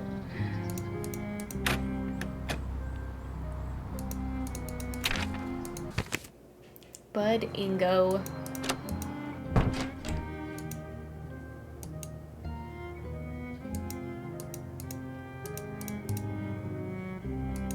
I'm surprised we can't go behind the desk. Oh, thank you for the hydrate, Ray.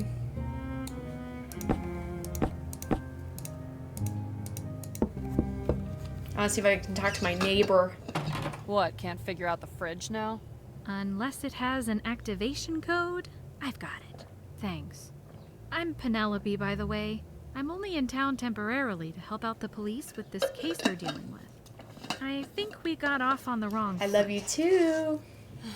Yeah, sorry for biting your head off the other day. One of those days, you know? Man, if I hear one more person talk about these disappearances, I'm gonna start bleeding from the ears. No worries. I've got some tissues right here.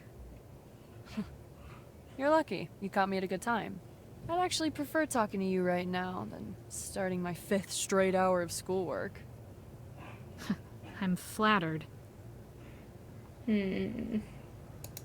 Did you know any of the people personally? Or at least met any of them before? Yes, I spend a lot of alone time. Totally with a get that, 15-year-old Maggie. Boy. For real, Oh, thank though. you for the stretch. I have met Gerald before, but that's it. What do you remember about him? Not much, except that he was nice. Got me a good deal on textbooks this year. Oh yeah, that's always What a do you nice know about the stretch. disappearances? When I've been sitting here Have you for a heard long anything time. interesting from people around town? Oh. Interesting is a strong word. Kids around school either talk about this like it's bad reality TV, or that there's some huge conspiracy involved. It's just bored people with overactive imaginations. What kind of conspiracies? Let's see. The most popular ones that come to mind have My to do nephew with aliens, has government, joined. or cults. Standard conspiracy. My almost go-tos. 2-year-old nephew has joined the chat, everybody. Aunt Goose has arrived. The government? I've heard a few different versions of this one, but I think the main theory revolves around how Little Gerald and the gosling. unknown woman seem to both do a lot of researching and reading in their spare time. So maybe they learned something about some politicians that they shouldn't have, and both committed suicide by being shot in the back of the head. People who talk about this seem to conveniently avoid explaining how a high schooler could get on the wrong side of the national government, though. Reality TV? Soap opera would be a better word. I kid you not, that just yesterday, I passed a girl saying that she bet that Gerald and the woman were secret lovers, and that Terrence was actually their child, and that they were running away together, blah, blah, blah, blah, blah. Wow. Probably to somewhere cliche, too, like Mexico. Hey, you never know. Who am I to judge? Gross. Go write your weird fan fiction somewhere else. Do you think there could be any truth to these theories? What do you think? A chunk of ceiling almost fell on me while I was sleeping. Congratulations, you've been initiated. My first thing happened when I was going to unplug something and ripped the entire outlet out of the wall instead. Oh my Could be worse, goodness. though. A guy who used to live here was washing his hands in the bathroom one time, and his entire sink fell off the wall. Yikes. Does your apartment have framed eye patterns on the wall? No. Does your apartment have framed eye Ooh, patterns on the wall? meatballs. Yum. Yeah, they're literally attached too. Huh. This place never ceases to amaze. I'll let you get back to your work. Thanks for talking. Don't get used to it. Okay. Oh, my name is Stacy Leith. Just in case you need to know or something. Thank you, Stacy Leith. We have notes. Oh, a checklist. Oh, I can actually check things off. That's not done yet.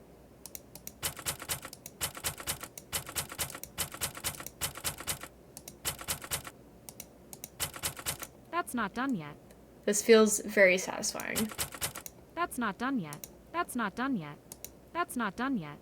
That's not done yet. That's not done yet. Okay, great. Checklist, questions. What is Gerald's? Oh, I can type it in there. That's cool. Okay. Great.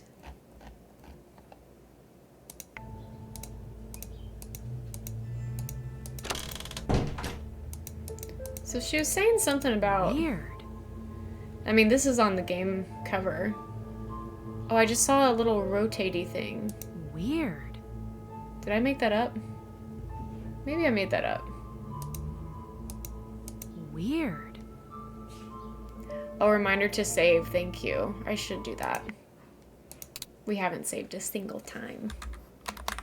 First save. Okay.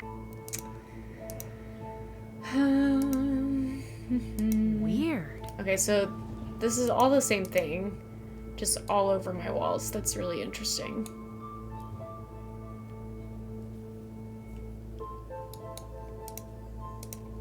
I could try to call that John guy again.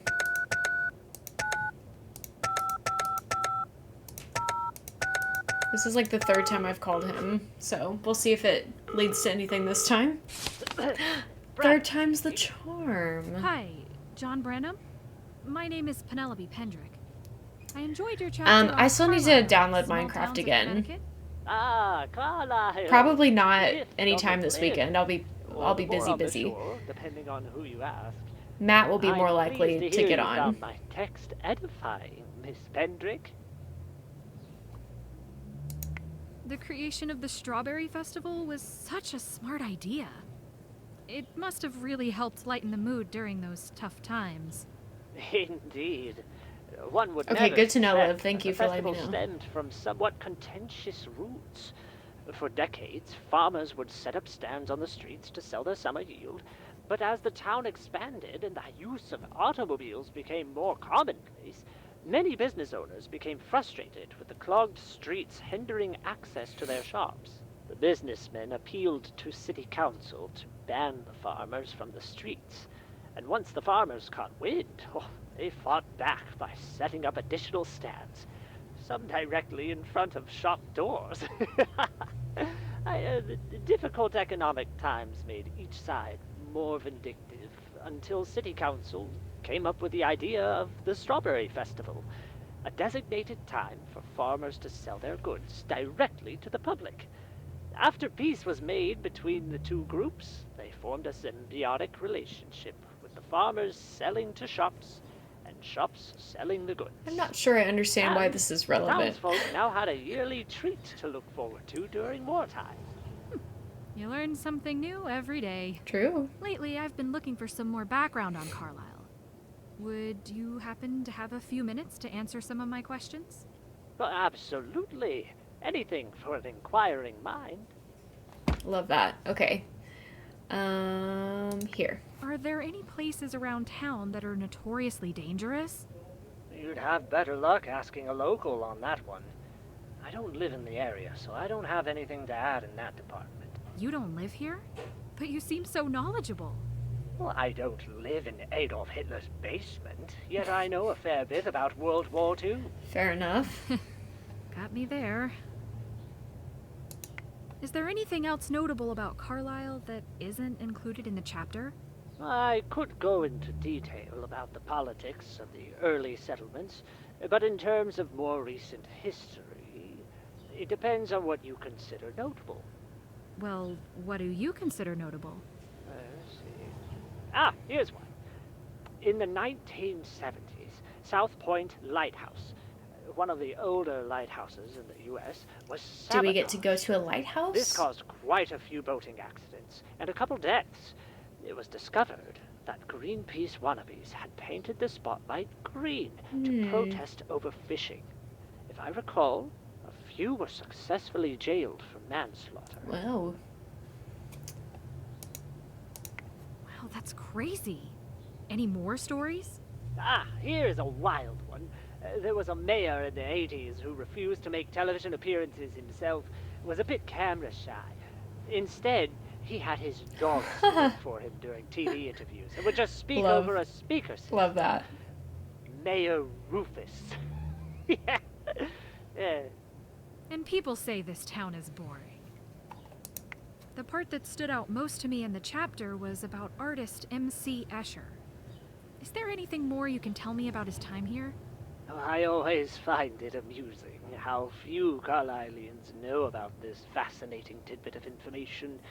It's unclear if Escher worked on any pieces during that time, but it's unlikely due to his health. Do you know anything about the family that housed him while he was here? I know that they must have been genuinely good-hearted people, because they certainly didn't take him in for the publicity.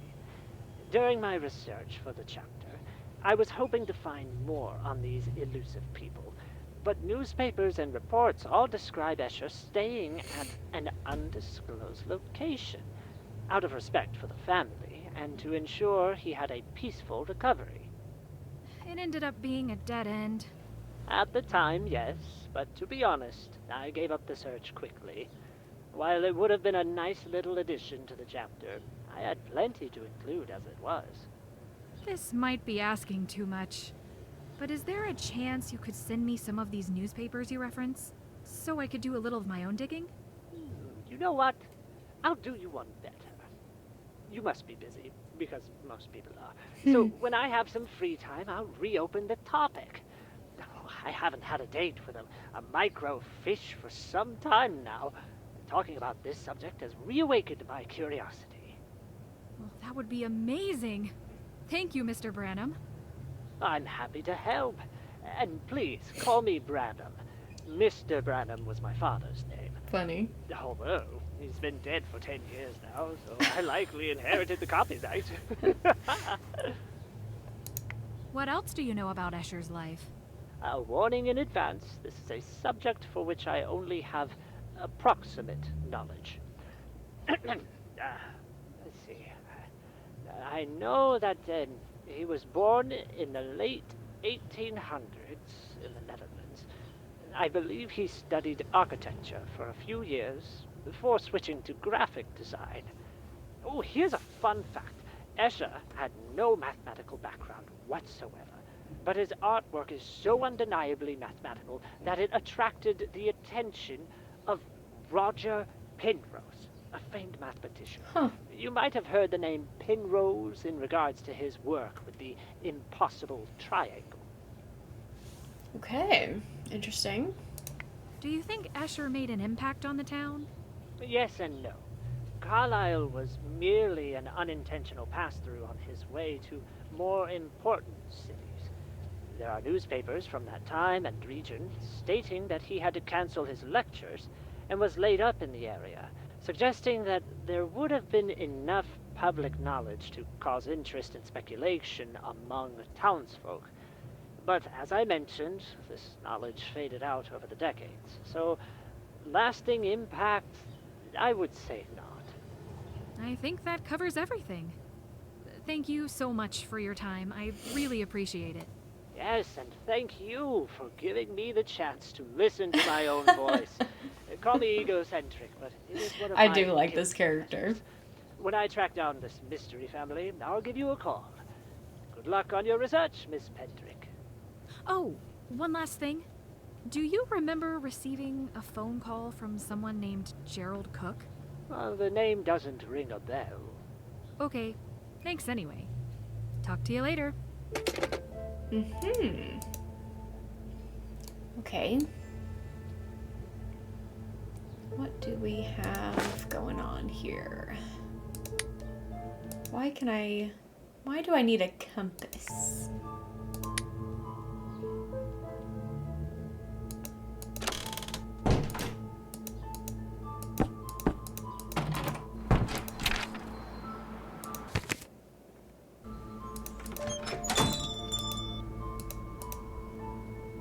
Any news?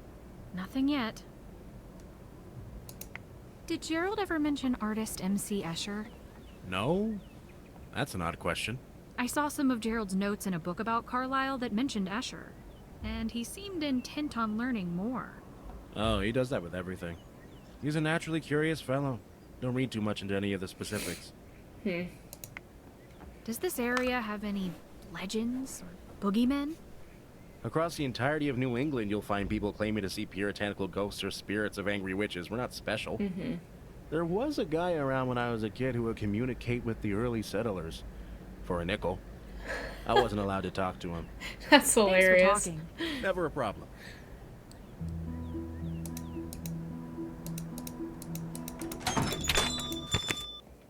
Maybe now we can talk to the art guy because we know about an artist.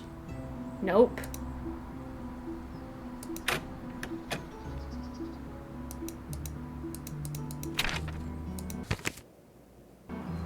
Maybe we should call more people. It's phone call time. Let's try Eileen again.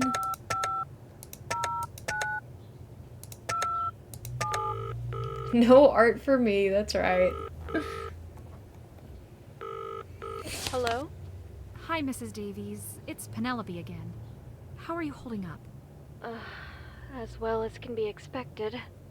I was wondering, did you receive any phone calls from Terrence's school the day of the field trip? Before it was clear that he was missing. No, but I would have been at work until 5, so it's possible I missed it. Why?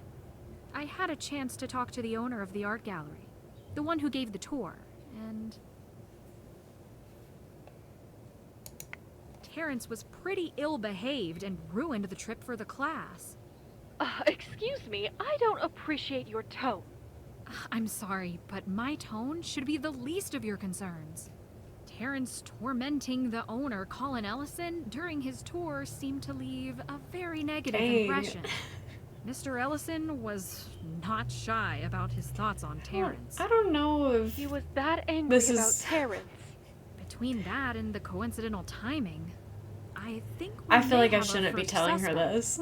Well, thank you for letting me know. I can't say Not the it's tone policing, consoling, I but know. It's something. Okay, Eileen. That's Thank you it? for your time. I'll call you if we find out anything new. That's all we're gonna talk about? Okay.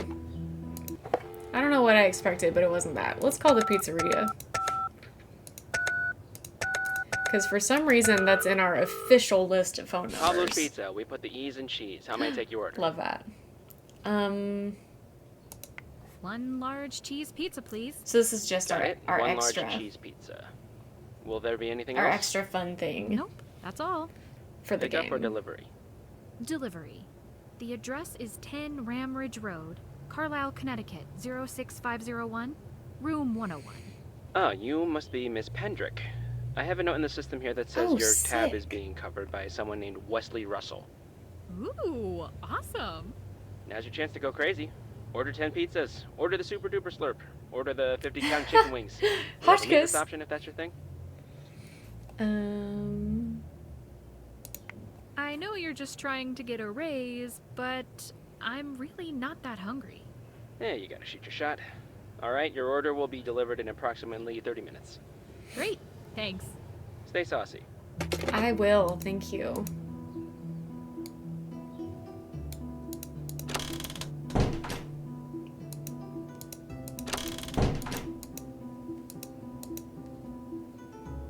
So do I have to wait around for my pizza?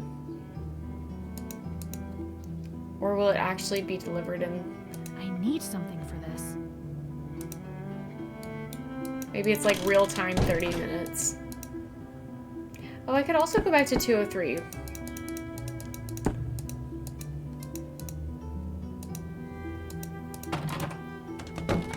Because it said that there's still something that needs to be seen in here. Oh, how to remove rust. Okay.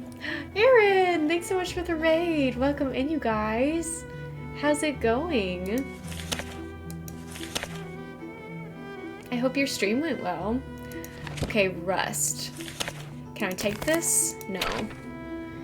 What you'll need. Water, dish soap, measuring cup, rubber gloves. Okay, lots of stuff. Well, it's a good thing we know about that.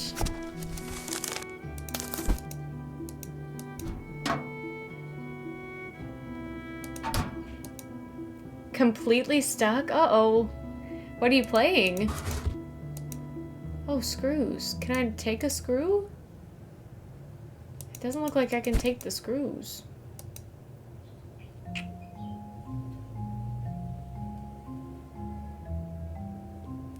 Oh.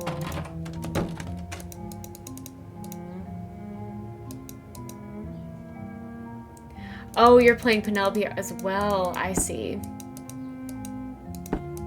Yes, I've heard tales of people getting stuck in this game. And we may be on our way to our first stuck moment.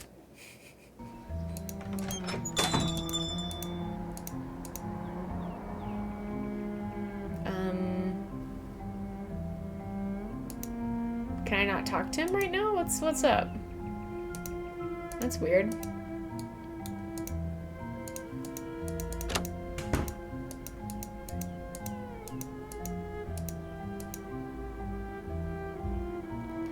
I have 3 times had to watch someone else's playthrough to figure out what to do next. Oh no. That does not bode well for me. At all.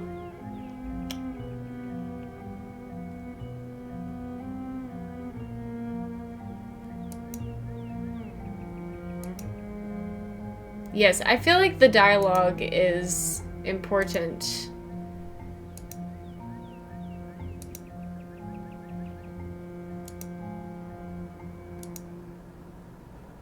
The clock doesn't work.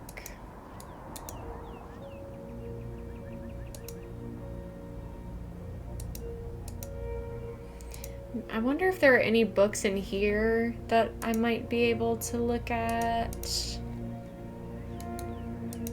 Oh, I can look at this. This is new. This is new. I missed this.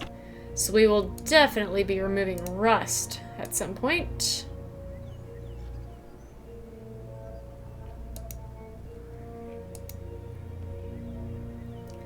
Emails got stuck around this point. Yes, Liv has been hooking me up 100%. Yeah, maybe just the next step. Or if you've noticed anything that I've missed that I need to look at. Just something to get me moving and grooving.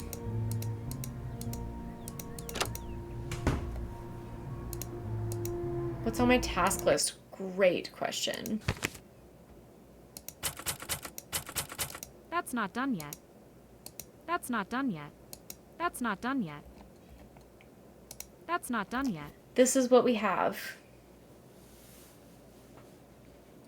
So we need to figure out the meaning of the list of books. There's something important that you need to do that isn't on your task list. Okay. I think it's what trips people up. Gotcha.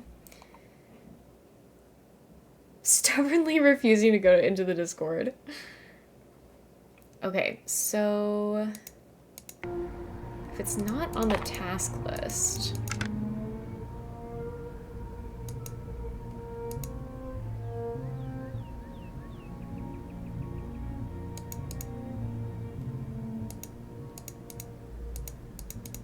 I wonder if I need to, maybe I need to call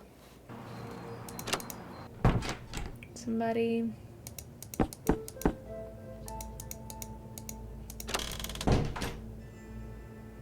Oh, pizza. I know I'm boring for this, but I do love a cheese pizza.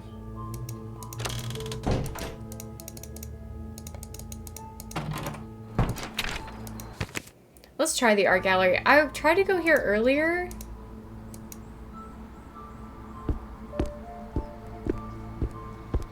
Hello? What the freak? What just happened? Huh? Oh, it's you. Penelope, right? I wanted to apologize for how I acted before. Okay, well, I know I'm he's just a moving. kid. I was way out of line. Apology accepted. Oh, he just arrived for the day, so I was here too early. Mistakes in retrospect. Oh, I see. thank you. That's a huge weight off my chest. I usually prefer keeping the number of people who think I'm human garbage to a minimum. You keeping count or something? When I'm feeling especially confident, I like to think I'm in the single digits. Do you have some time to answer a few questions? I don't know. As you can see, this place is flooded with generous patrons requesting my attention and handing me money. But I'll probably be able to pencil you in. Describe your schedule this past week. Mostly the same as always, except, you know, the visit with the children from the Black Lagoon. Get up at 9-ish, drive over here, open at 10, hang around, answering questions from visitors and talking shop with art dealers. At 6, close it all up, drive home. Go to some local place for dinner. Every day of the week I try to eat at a different restaurant. Anything but Mexican. I cannot handle spicy food. Then, meet up with friends, and we'll go to a bar or a club or something. If we're feeling tame, maybe chill at the beach or cliffs. If I get back to my apartment before 3 a.m., it's been a bad night. Dang, I don't even have half your energy. How do you run on 6 hours of sleep? Huh? I thought it was normal for anyone under 50. I know a guy who only gets 4 hours a night, and he's fine. Yeah, he gets in accidents a lot, but that's good fair, car insurance. Aaron. And his depression I totally is get minor that. and being treated. He's not any worse off than the rest of us. I think that's smart. I guess it's time to get my age checked. Have you had any interactions with either of the other two missing people? Who were the other ones again? Gerald Cook, in his late 60s, white, Pro owner of a tip. bookshop on Pro Main tip: Street. sleep more than 4 And hours a a woman night. that they don't have a Agreed. name for yet, in her 40s, Asian Indian, seemed interested in history. No, I don't think so. Although the description of the woman feels kind of familiar. Or not. That could match tons of people. Well, if you have an epiphany at some point, let me know. What's your take on these 3 people disappearing? Take? I don't really have one. I know it's the hot topic of the week, but I haven't really been following the story. I'd probably be more invested if I lived in Carlisle. Oh, you don't I live get here? that. I live in There are a Newham. few Nancy Hop on games that I-95 and it's a 45 that minute get me drive across pretty the coastline. impatient for I sure. get that some people are into small towns, but if I had to pick, I'd prefer to have a skyscraper or 2 around. For the vibe. Why isn't your gallery closer to where you live? The art gallery conducive warehouse market is kind of limited. But the drive isn't that bad. The GPS says 50 minutes, but with some expert driving techniques, I can get here in 35. 32 is my current record. Just remember, speed limit is only a suggestion as long as you don't get caught. Uh-huh. Are you excited for your cameo in the next Driver's Ed crash I'm working to video? become a better Rule person, one don't get Nancy caught. style Rule game at a 2, time. don't crash. Good for Easy. you. Would it be Good okay for if I you. looked around? Sure, if you have any questions about any pieces in particular, just ask. Okay. What happened to this painting? When I opened up one morning a few weeks ago, it was gone. Do you think it was stolen? I guess. It was one of my best works. The thief has good taste. What was it a painting of? One Thank of the you, cliffs Seller, for the overlooking the hydrate. ocean not too far from here. I don't normally paint such concrete subjects, but it was a really nice spot. I hope the painting turns back up. Interesting. I like this one.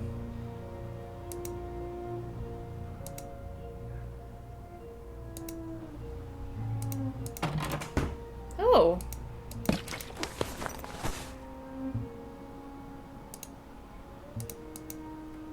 Can I see anything else in here?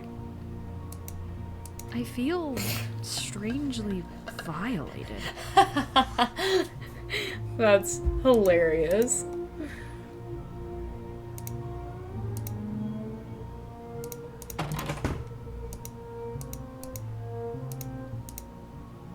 Okay, assuming I cannot go in there.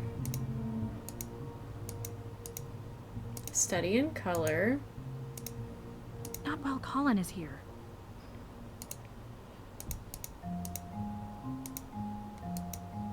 True love. Solitude. Calm before the storm. I don't think I'm missing anything at this point.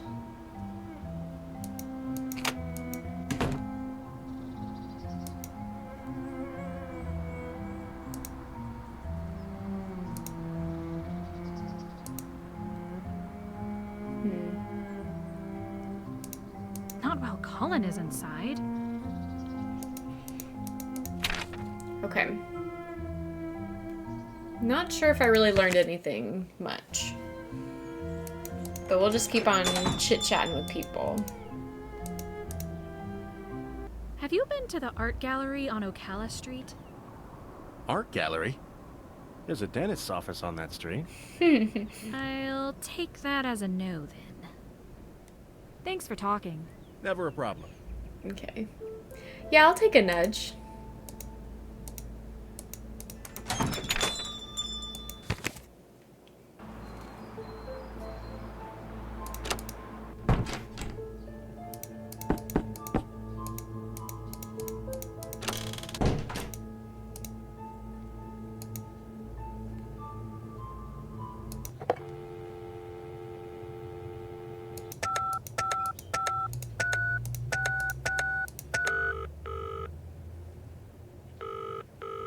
Pablo's Pizza, we put the E's and I cheese. have How may access take to what your you order? need to break into the gallery after hours. Gotcha. 1 large pepperoni pizza, please. Got it. 1 large pepperoni pizza. Will there be anything else? Nope, that's all.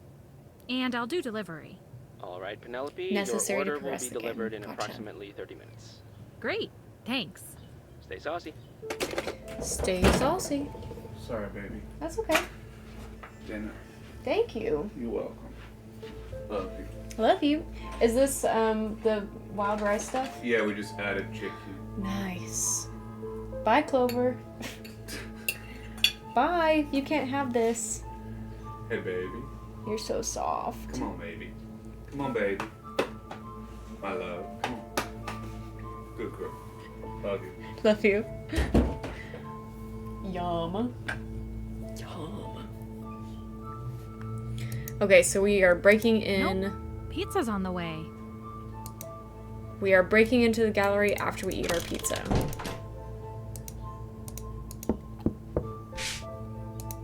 Oh, no talking until the schoolwork is done. Them's the rules. Oh my god.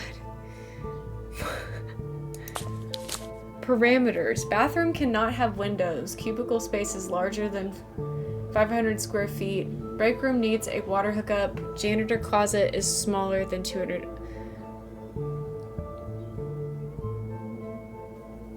Oh, I can check those off. I can check those off. Just give me one quick second. That's why I was trying to bother the mods. Okay, the bathroom cannot have windows. Let's start there, maybe. This looks like a bathroom. Because it also has a water line, which checks out. But it could also be this. This could also be the bathroom. Break room needs a water hookup. This could be the break room.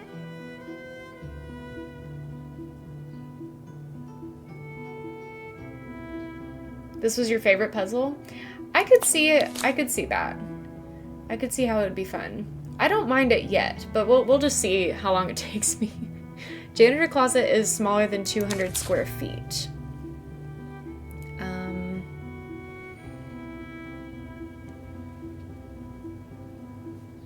Okay.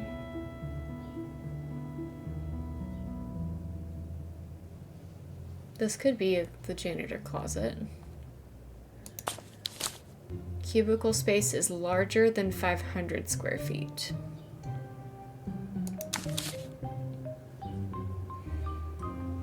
It's gonna be one of these, right? I mean, those are the biggest rooms.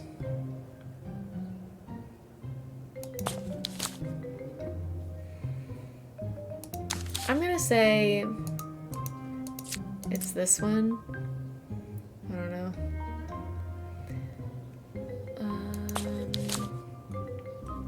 Break room needs a water hookup. Storage access is through another room. Conference room needs to be at least 300 feet away from the stairs. The stairs are here. The conference room has to be... So the conference room could be over here, actually. Or it could be here. Depending on how big it needs to be. Private office has the same door detail type as the copy room. Private office has window detail type Q. Oh, here's the Q. Are there any other Qs? This is the... Oh, these two Qs. Same door detail type as the copy room. Private office has the window detail type Q. Well, it could be like this.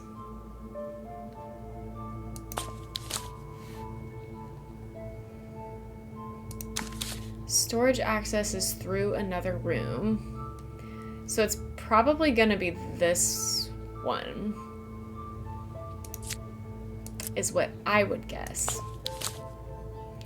Mailroom is next to an exit.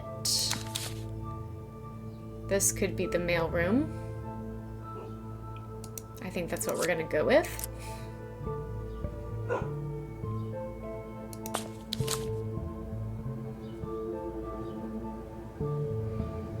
Cubicle space. Okay, we have cubicle space. Break room needs a water hookup.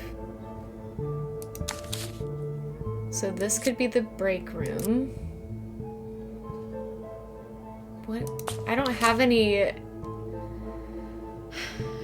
further details, really. Janitor closet is probably this. Boiler room, I would assume, has a water hookup. Reception. Got it. Okay.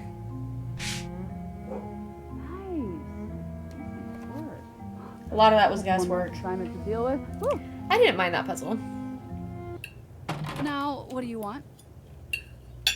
That's really yummy. Did you know that this apartment was supposed to be demolished in the 60s? Should I be surprised? There was a big collapse and a bunch of people were hurt. Easy. The city condemned the building, but I don't know what happened after that. Bureaucracy at its finest. Building is falling apart, people are in danger. Just throw that demolition order in that big pile of paperwork over there, and maybe we'll get to it 70 years later. It is yummy. I don't know. It's not like this is LA with thousands of buildings to keep track of. Seems hard to overlook. Do you know who owns this building? The city? Who knows? But whoever it is really wants to fix the place up. Yeah, I noticed the construction materials and fresh paint. They're trying their darndest to get this turd polished. What I'm worried about is them classing this place up and right out of my price range. They already raised the rent last year. I have a love-hate kind of thing going on with living here. On one hand, it's a crumbling pile of mold, but on the other hand, it's so fun to complain about. I get that. Do you have to live here? Yes, I do. It's the only apartment I can afford close enough to school. Penelope, I'm going to guess you've never been homeless. This is luxury in comparison. Yeah. Oh my gosh. I'm so sorry to hear you went through that. Don't be. It was brief and happened years ago. Keeps me motivated to finish my master's. Well, if you ever need anything... I'm fine now, drop it. Where do you go to school? The National Academy of What's It to You? Ha ha. I'm just curious. Typical. I go to North Oakford University. Go Redbuds! Yes, the school mascot is a tree. What are you studying? Engineering. Architectural. I have a bachelor's already, but getting a master's should really set my future up on the right path. It's a pretty intense program, but no pain, no gain, right? Do you like it there? I'm not there for the social scene or the extracurriculars, if that's what you're asking. I like that I can show up for classes, get some cash working part-time at the cafeteria, and leave. The sooner I get back here, the sooner I can get going on schoolwork and crying. I respect the hustle. Thanks. Have you ever been to the art gallery Bold Depictions?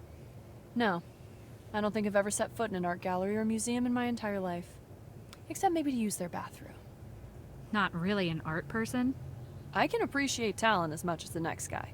But to me, most art just looks like tax evasion.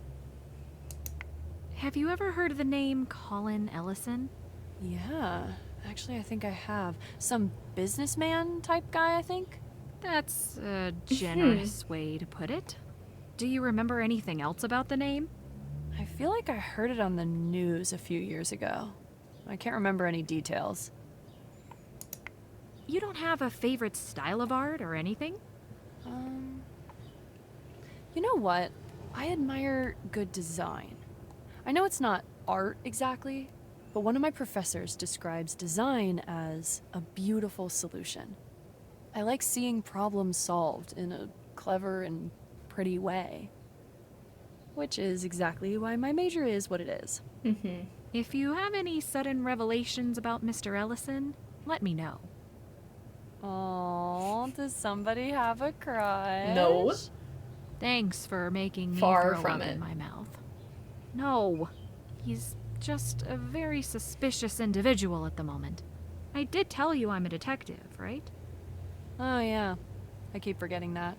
Probably because all I've seen you do is chat up your random neighbor. Have you been to Novel Books?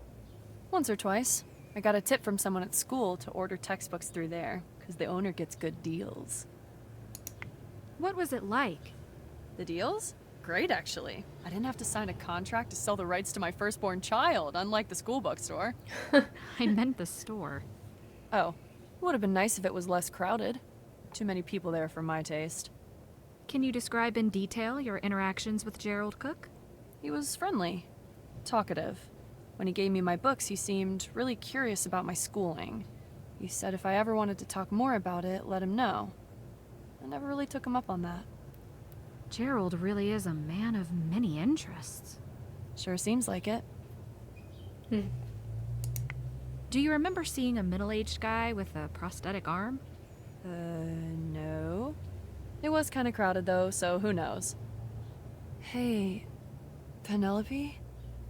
Has anyone ever told you that you ask so many questions? It's insane, really.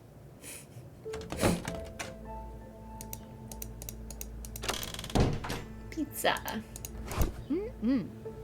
Tasty. Tasty. No way.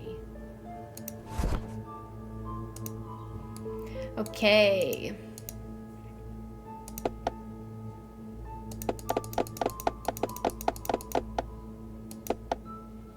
Nighttime is for sleeping. What do you mean? Do I have to go before hours, I guess?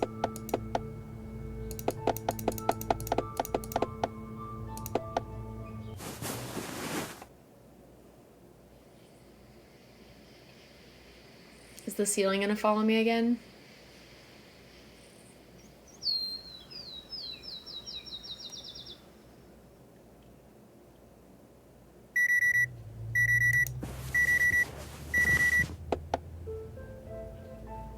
You can't wake up in the middle of the night. Gotcha.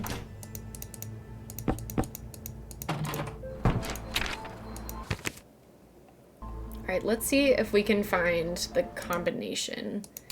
And I will do another save.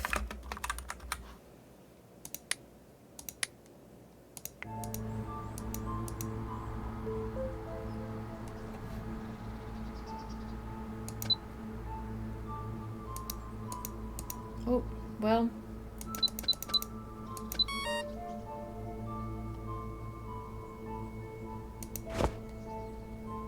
That doesn't work. That doesn't work.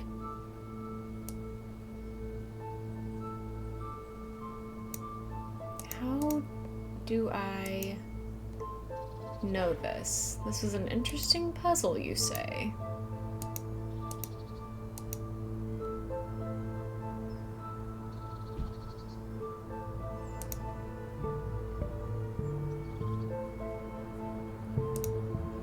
You said that I have all the information I need to do this, but I'm not really sure. That's not done yet. That's not done yet. That's not done yet. Try everything in your inventory. That doesn't work. That doesn't work. That doesn't work. That doesn't work. That doesn't work. That doesn't work. That doesn't work. That doesn't work. That doesn't work. It's maybe this thing? Oh, it is! Bold depictions. Okay. So...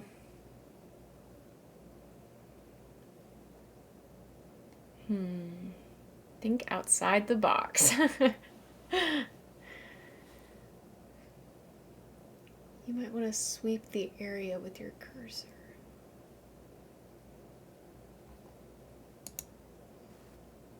Okay, hold on.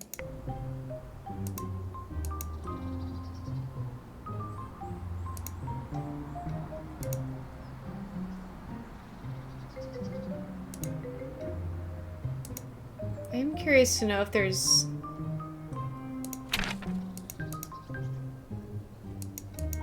anything else.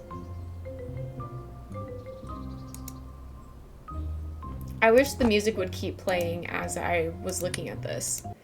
So my first inclination here was that the only ones that were true to the code were the ones that were accurate in both ways. So like 8 cherries, 8.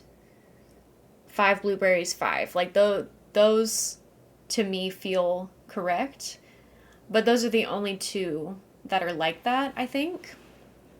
The other thing that I was thinking was a lot of these are singular but have a number that is more than 1. So maybe it's just accurate if the singular and plural matches up with the number. Which would not apply to any of these. Maybe it could be like the number of letters that are in each word, but that's not it because that would be none of them.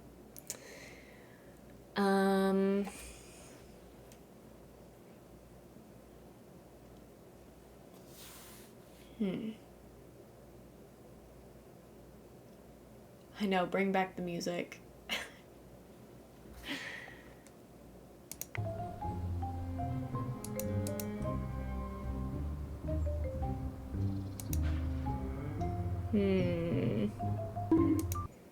Thanks for the bonk.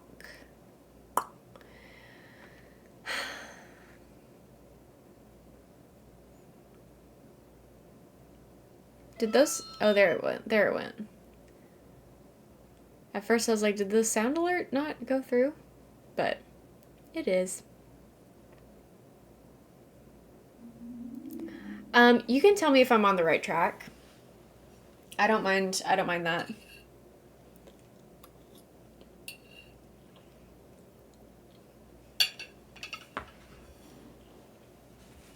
Okay.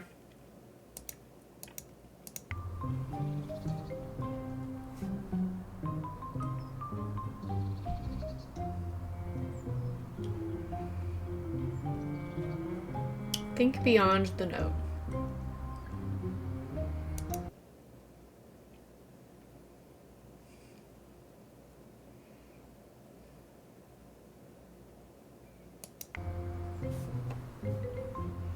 Think beyond the note.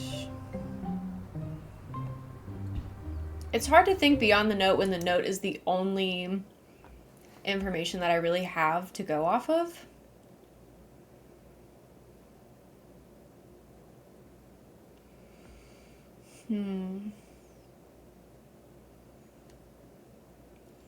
Apple stands out to me because it's the only one that's a 0.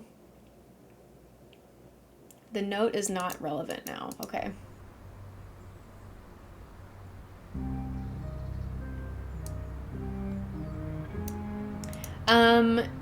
No, don't tell me yet.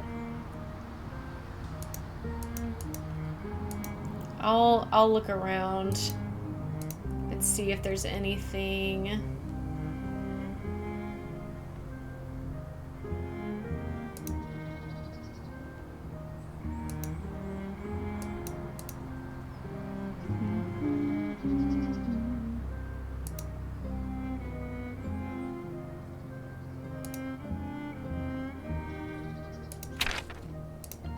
I don't want to leave.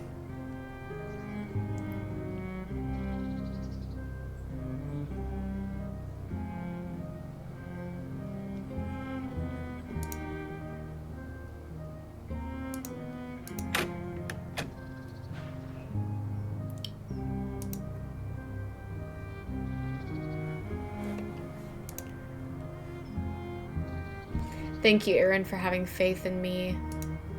I'm not sure I have faith in myself here.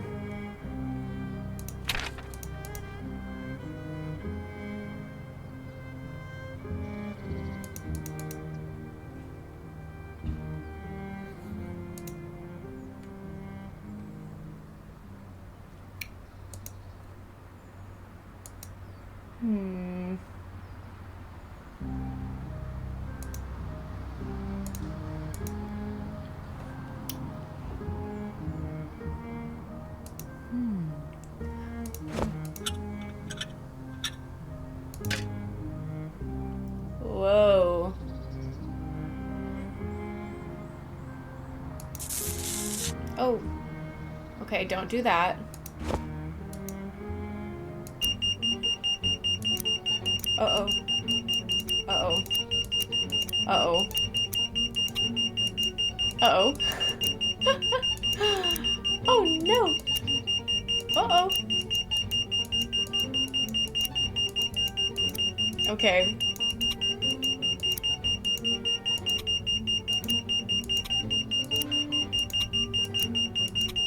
So clearly...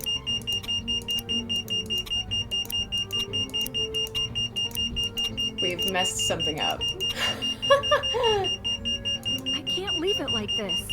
We could, though. We could actually...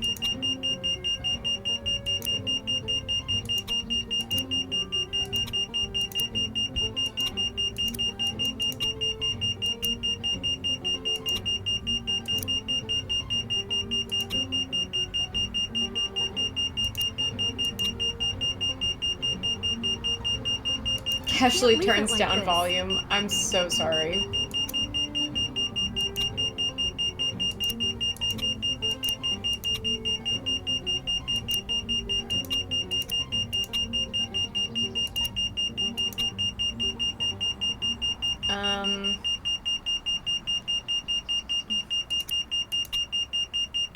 I can't leave it like this. Oh, dear.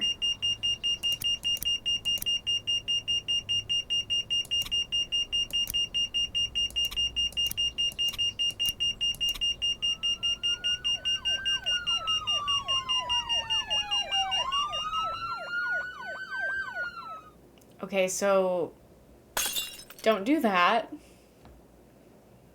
Don't do that.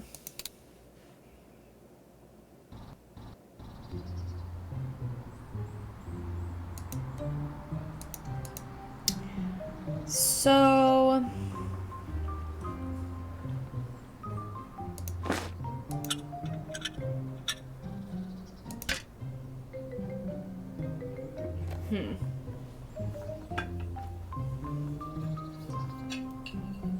need some brain food.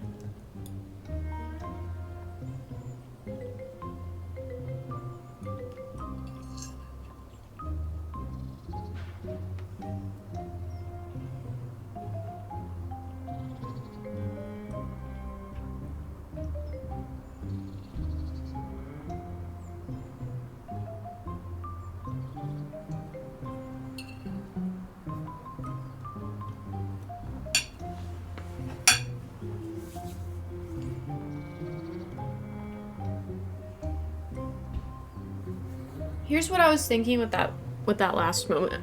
So I was thinking, okay, these things are already like plugged in. So I need to switch things around so that they are accomplishing the thing that I want to accomplish. So, for example, alarm canceled is hooked up to false. I want the alarm to be canceled, so I was hooking it up to true. System armed, I was thinking I want that to be false or disabled. Signaling delay, that can be enabled, sure. Report, event log, probably not. Zone type is the one that I was really confused about. And 92 seemed like the only thing that really made sense to me. So that's what I was thinking. I don't know if that's along the right lines or not. But I don't know. Signaling delay could be 92. Sounds like good thinking to you. Okay. So I am somewhere.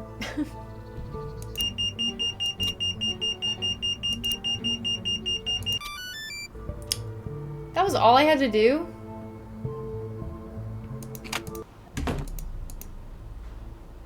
Wow. I guess I just panicked.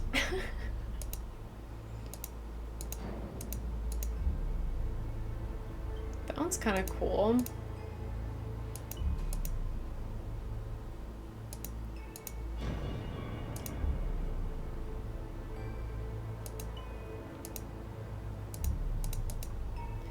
Okay. That doesn't work. I need the key. I don't have a key at all.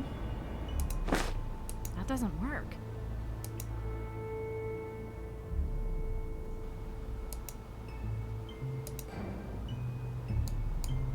What am I looking for?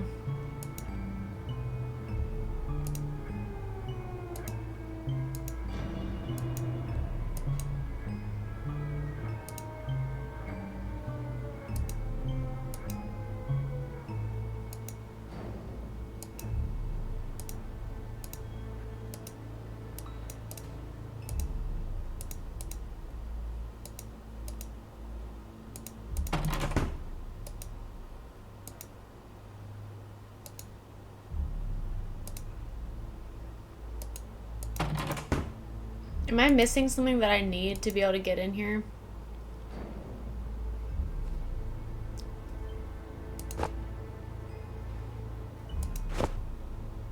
That doesn't work.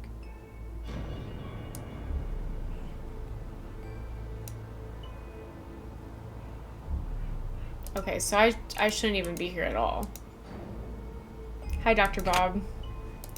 I need something.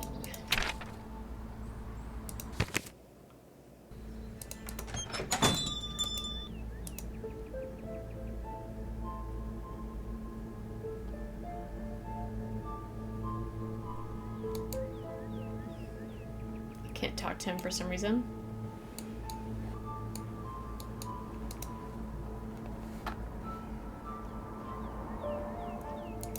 Oh.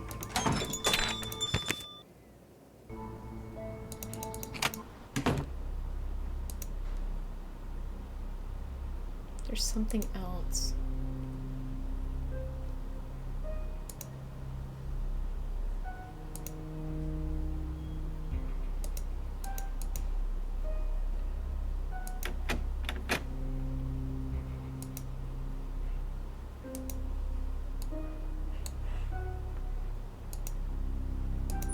Oh!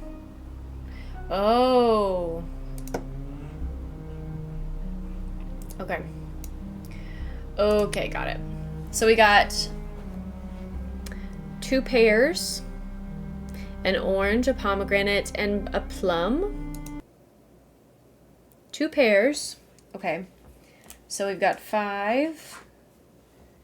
We've got an orange, 3, pomegranate, 4, and a plum, 9. And a partridge in a pear tree. And that's it. It looks to me that this is what's going to be difficult though, is like what order do I go?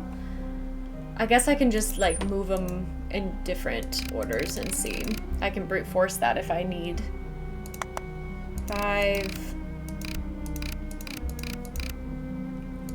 3, whoop, 4, 9.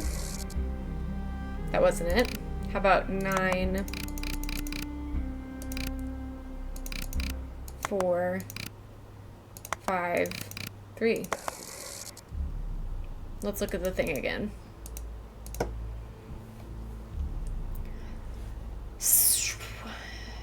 It could be like top down. So orange, pomegranate, plum, pear. Orange, 3, 4, 9, 5.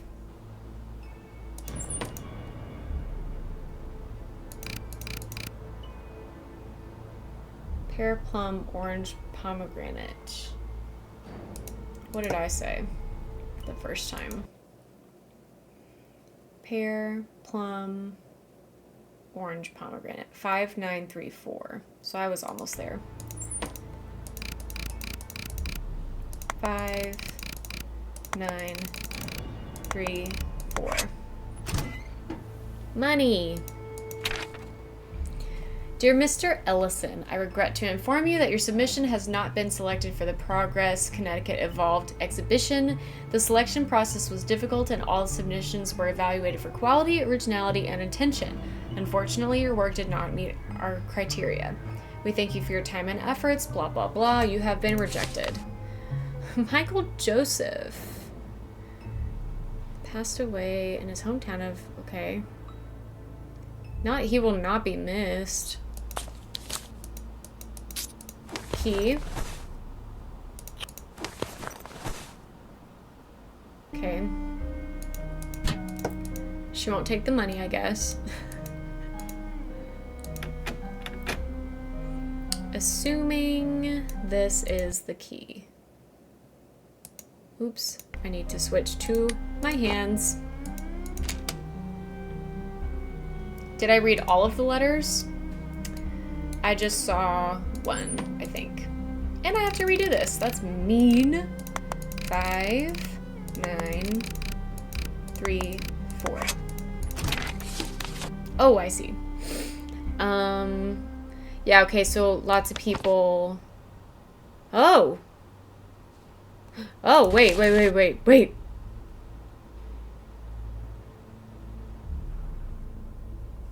What did I just read? Wait. Okay. This is Michael Ego.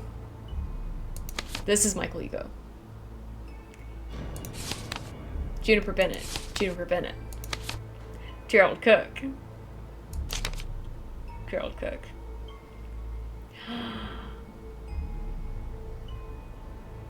So he's writing up obituaries of people that have rejected his work.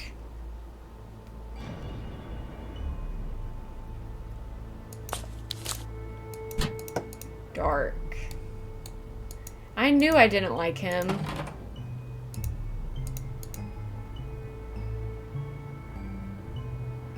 Can I not take anything? We're just like looking at the contents of this closet.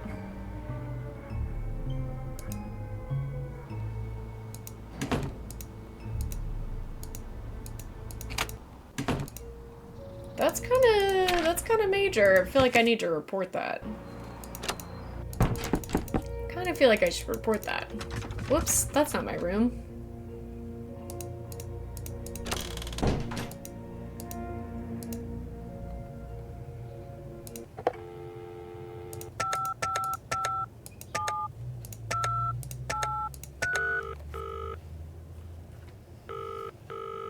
Carlisle Police. Sergeant Russell speaking. Hi, Sergeant. I discovered something big. Huge. What have you got? Remember our resident child hater, Colin Ellison? I may have found a way into his gallery while he wasn't around and took a look through some of his things. I came across a series of fake obituaries written by Colin, describing the deaths of some of his critics. One of those critics being Gerald Cook. Excellent work. I'm giving you a hypothetical slap on the wrist for entering private property. Right. But I'm also giving you a hypothetical wink. Because if you're getting results, nobody needs to know. Can you tell me more about this obituary? Colin took something Gerald said very personally and really lashed out in his writing.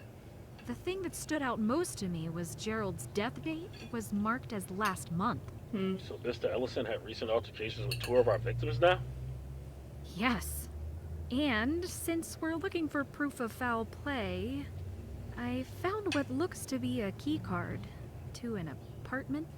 Say no more. I'll search the database and see if I can locate his address. Thanks, Sergeant. Wow. I'll keep it on the down low. Oh, one more thing. Can you also look up the names Michael Igo from New Haven and Juniper Bennett from New York City? Just to check that they're alive. I'll add them to the list and give you a call back if I find anything out. Keep doing what you're doing, Penelope. That's crazy. Okay. Wow. Let's check out our checklist. That's not done yet. That's not done yet. That's not done yet. Okay. So we gotta snoop through Mitchell's things, figure out the meaning behind the books list, explore the art gallery, which I thought... Okay, I thought that I did that sufficiently. Find a way into Gerald's apartment. Fix the carnival game. You got anything to say? It would be rude to knock now. Oh, is it early? Maybe I should take a little nap.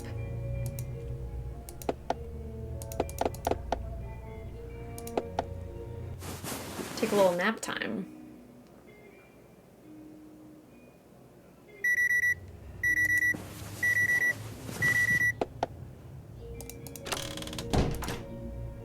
I keep doing that. I keep passing her door. Okay, not home. I know it's early, but I could really go for some sleep. I'll get back to work tomorrow. Hey girl, you just woke up. But okay, sure.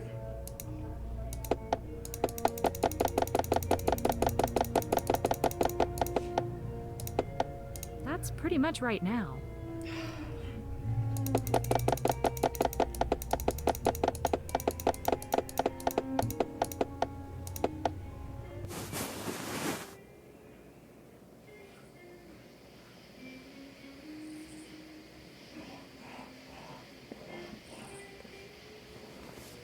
Oh, I'm scared. What's gonna happen?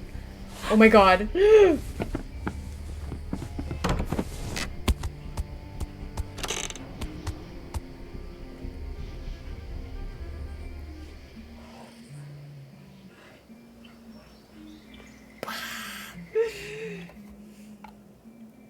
That was spooky. Now you're just gonna wake up like nothing happened? That was very scary. I thought for sure I'd locked the door last night. Weird. They were reaching over me.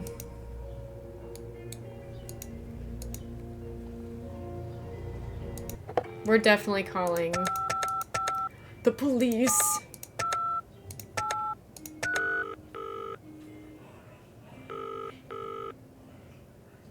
Carlisle Police. Sergeant Russell speaking. There was somebody in my room. Hi, Sarge.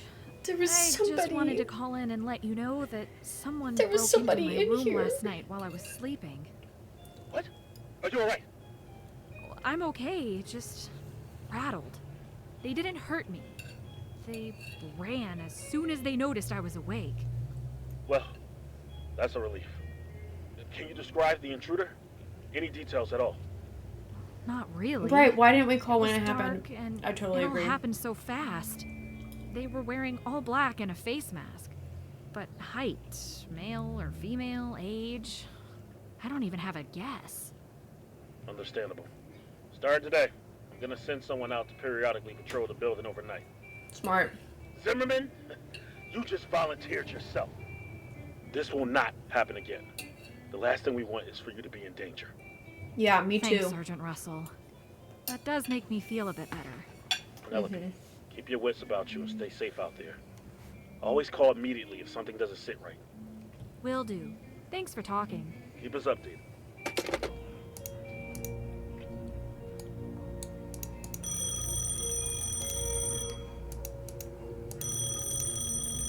Now, who could that be? Hello? Miss Pendrick, Branham here. Oh, I'm happy to have caught you, and you'll be happy to have been caught, I assure you. Oh, hi, Branham. Did you find anything out? 312 Ooh, Hillcrest Heights Road, address. Carlisle, Connecticut. This is the address of the house owned by the Dutch Yay, family, thank you. who was connected with Escher in the 60s. Oh my gosh, that's great. There were no present-day names attached, unfortunately, but this will be a place to start. Mm-hmm. Before you go traipsing over there, whistling and with your hopes all high, remember that this was 50 years ago. The house could have changed owners multiple times in those decades, and very likely did. Oh, I understand. No whistling for me just yet. I wish you luck in the search for intriguing pieces of Connecticut history, Miss Pendrick. And please never hesitate to call.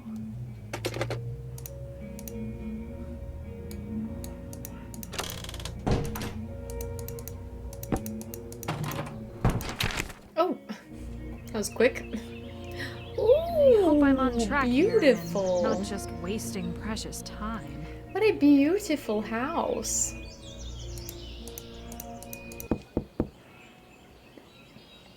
no soliciting. I'm not here to sell anything. I'd just like to speak to you.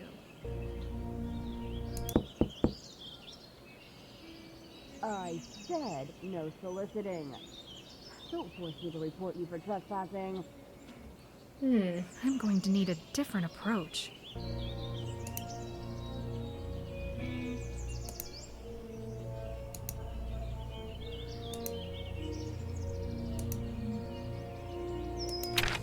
Okay. We'll come back. Oh!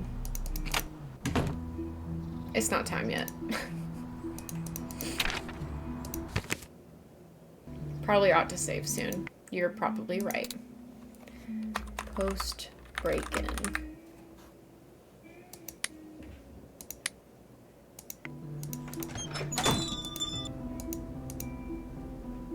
Need something? Did Gerald ever mention the name Colin Ellison? That does ring a bell. Yes, he did. A month-ish ago. Gerald seemed slightly irked and said that he had a bad experience with this unpleasant young man. Did he say what about? No, but unpleasant is just about the nastiest thing Gerald could call someone, so it probably wasn't anything good. Do you know if Gerald collects art? If it's something that can be collected, then assume yes he does. I mean, does he seek out specific pieces? I don't know. Sorry. Thanks for talking. Never a problem. Okay.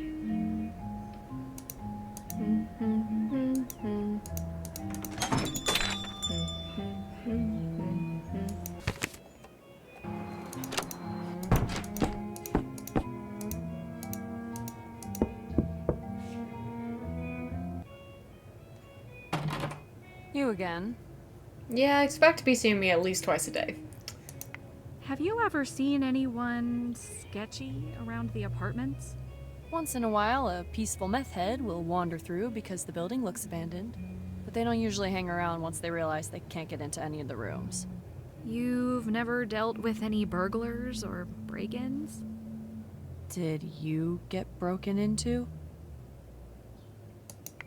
Well, I woke up in the night with a masked person standing over my bed. Oh, if something like that happened to me, I'd be packing my bags the next morning. Jeez, I haven't even been here long. Just be on the lookout and maybe jam a chair under your doorknob at night. Do you think they're, like, out to get you? Maybe. I am involved in this case. For some reason, I trust her. But I haven't made much progress yet.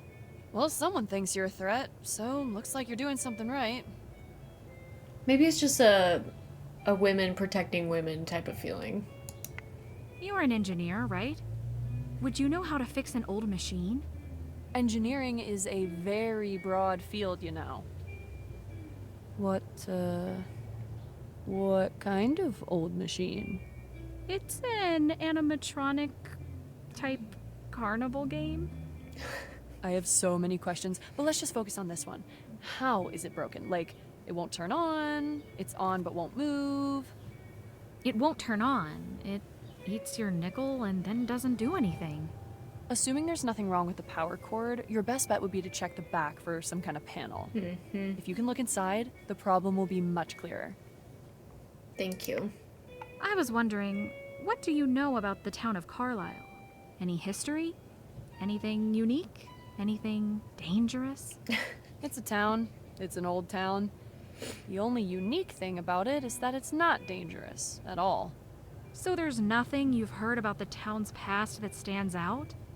Like famous battles that took place here, cool landmarks. Oh, hi famous Peaches. guests. George Also Washington French was here. horn. That's cool. Probably. He got around. Ugh, I know literally nothing about this town, and have no desire to change that. Fair enough. Okay. I'm just looking for anything local that could cause 3 people to disappear. Thanks for talking. Don't get used to it.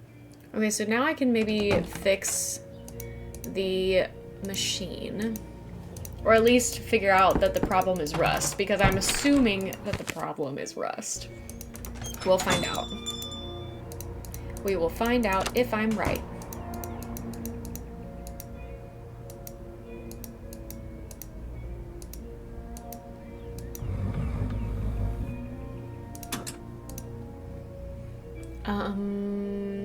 Insert screws. I need something for this. I wanted to pick up screws.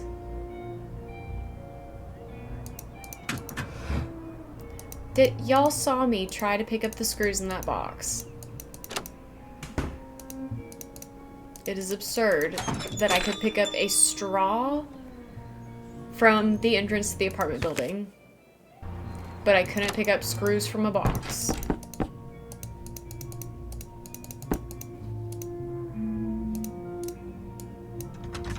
Wrong side.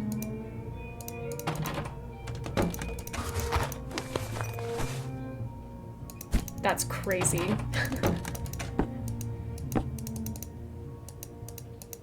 Ah.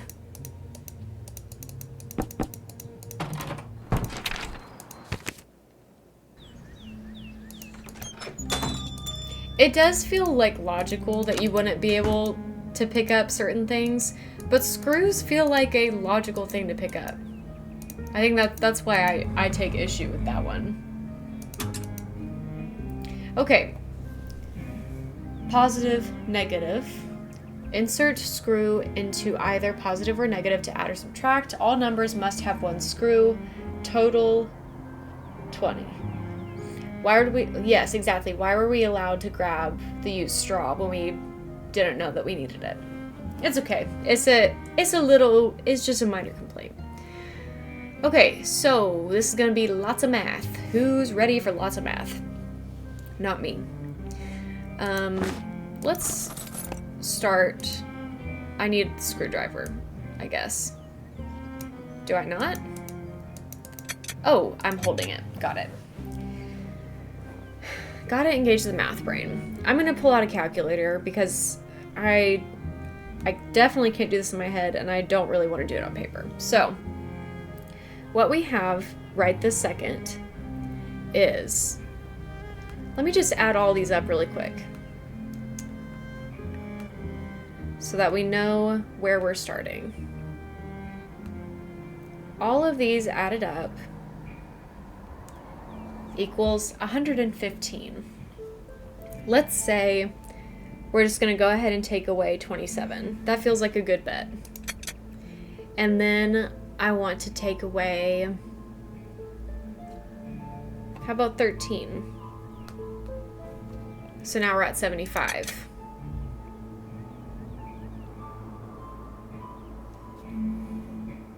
Minus 18 is 57.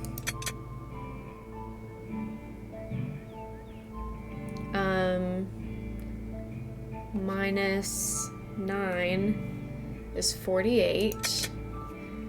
Minus 20 is 28. Is that correct? Will she tell me when it's correct, or do I have to just know?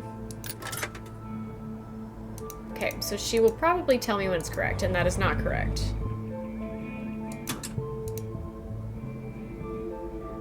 Total is 20.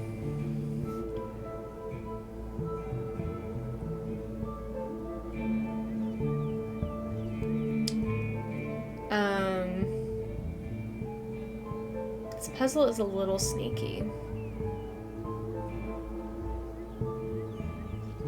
Why? Why does it have to be a little sneaky? Okay, let me try looking at it this way. I think that I do have it wrong. Because if I start from 0, I do kind of see... Yeah, okay. So this is actually giving me negative 84. Because, yeah, that's just how math works. So...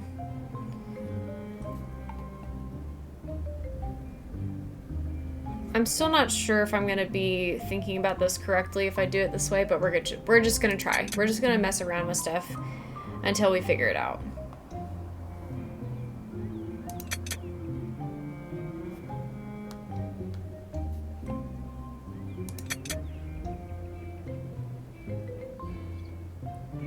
So this right now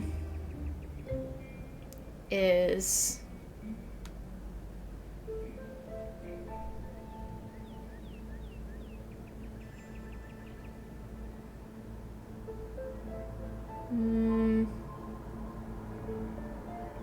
am I doing this right? I don't know. Right now this is 32, I think. Probably, I hope.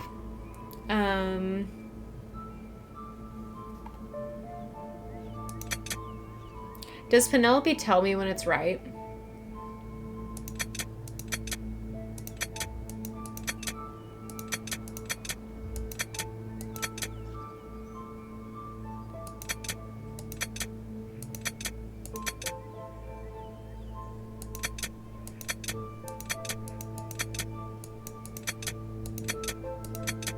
Okay, she does.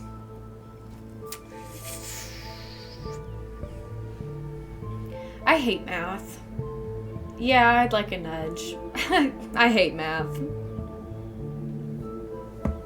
It is just not my forte.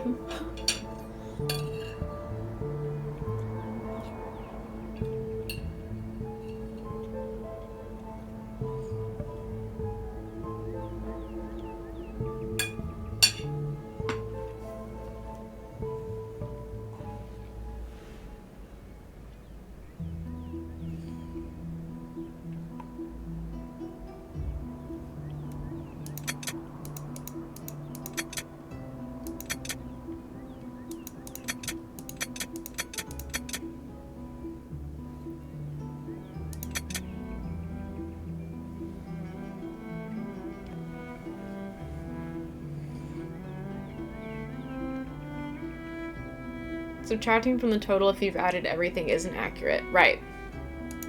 Yes, that is what we've learned the hard way. So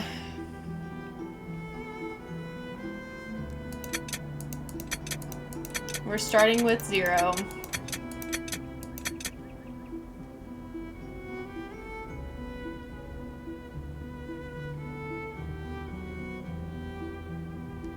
Right, yes.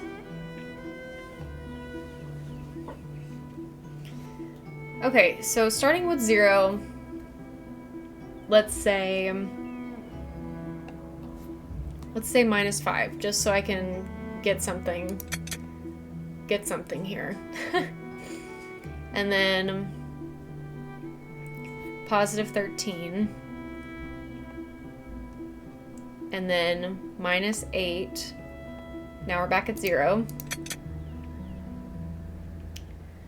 Let's say -18. So now we're at -18. +27, because why not? And now we're at 9.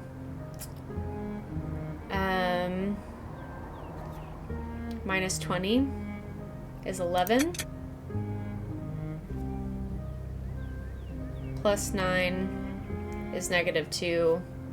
+6 is 4. So right now this is equal to 4.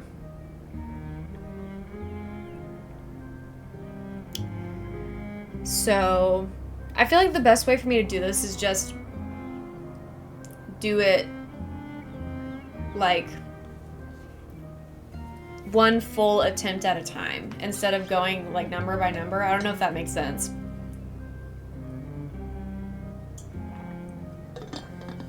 Makes sense to me.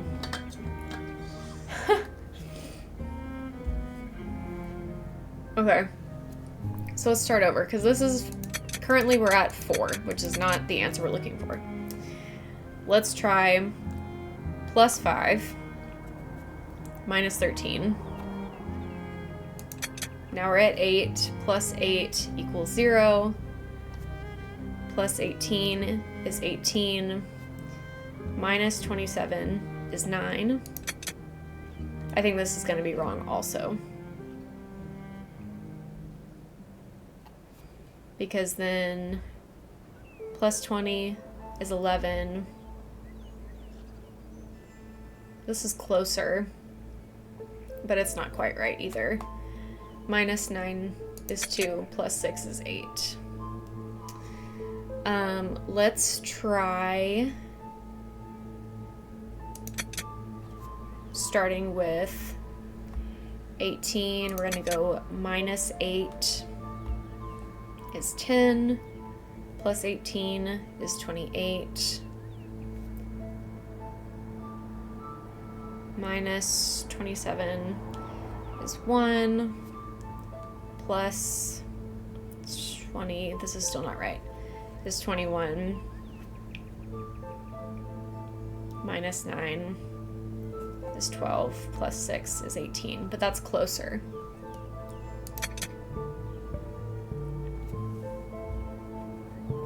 Start from the biggest numbers and work down. That could maybe be easier. I don't know. I'm gonna try a few more times with this method, and then if it doesn't work, then I'll switch up my practice. Let's go. What does it equal right now? It is plus 8, plus 18, minus 27, plus 20, minus 9, plus 6. Right now it's at 34.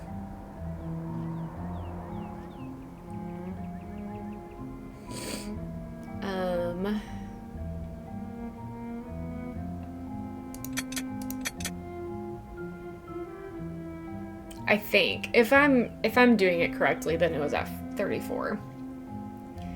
But I taught myself math when I was homeschooled, so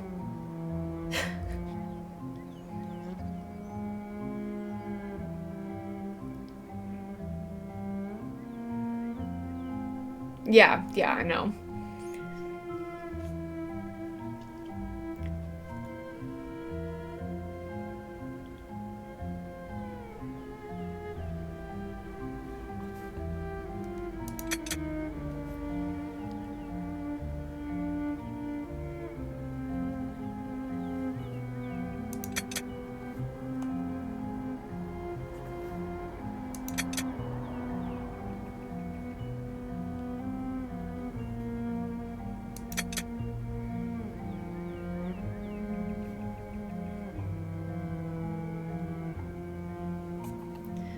This is close.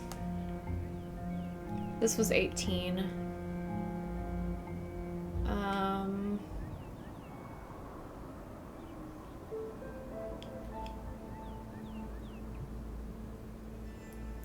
Yeah, I'm the same way, Liv.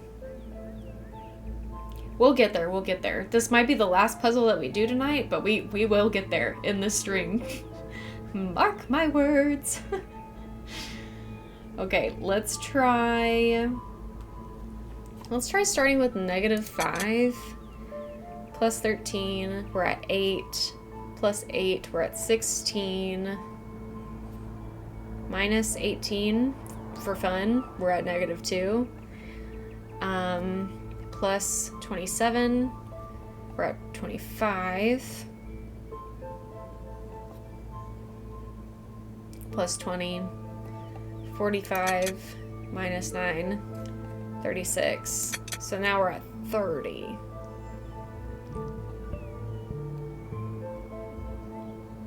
What about starting here? So +5 minus 13 is -8. Minus 8 is -16. Plus 18 is +2. Plus 27 is 29.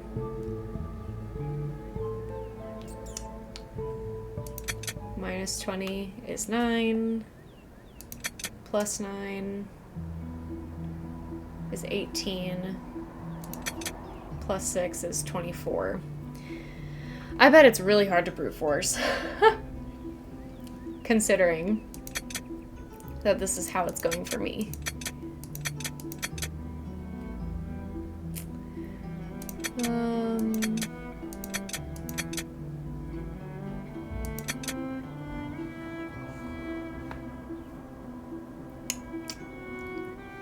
Maybe I will try with the biggest numbers first.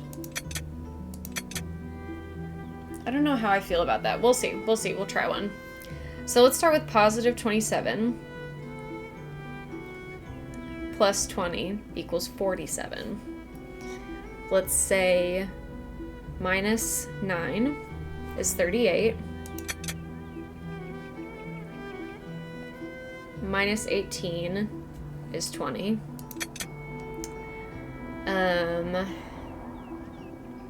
Plus 6 is 26. Minus 13 is 13. Plus 5 is 18. Plus 8 is 26.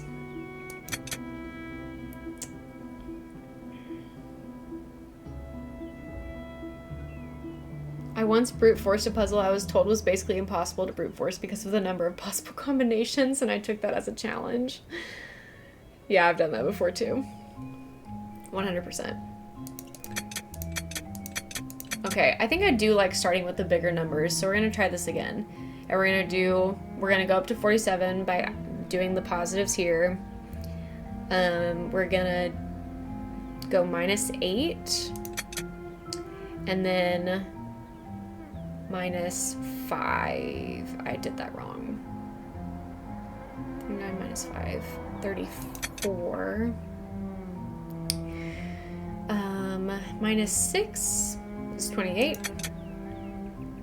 Minus 9 is 19. So we're wrong somewhere. Minus 18 is 1. Yeah, okay, something's wrong.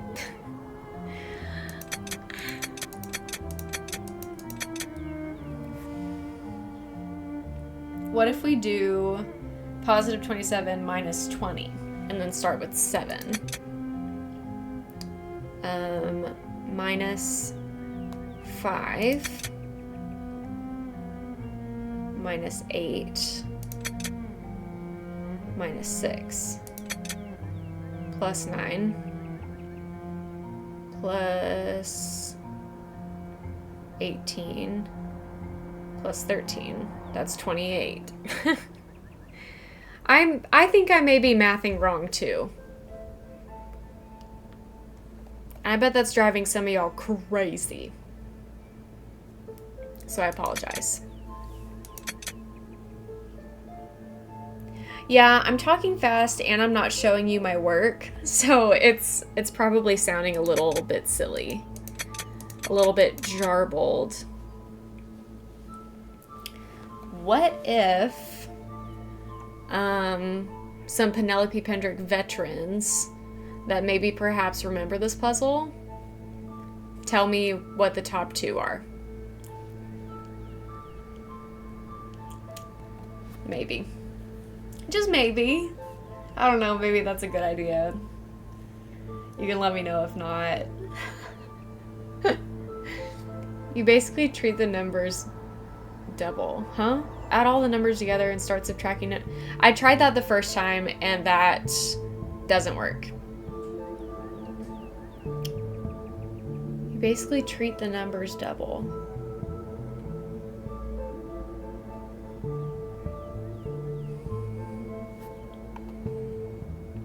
I don't know what that means.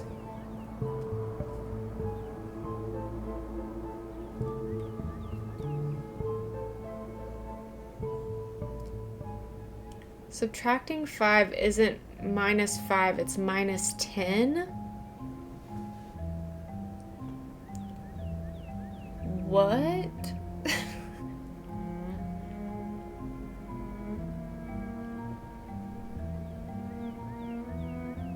What?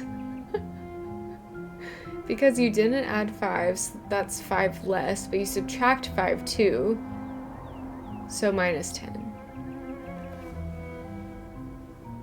But if we start... Okay, this is getting really confusing. Because to me, and I'm starting to understand that this is not the case, to me, this is 0. But I am understanding now that that is not maybe real. It's not 0. Okay. So I'm definitely This is 106.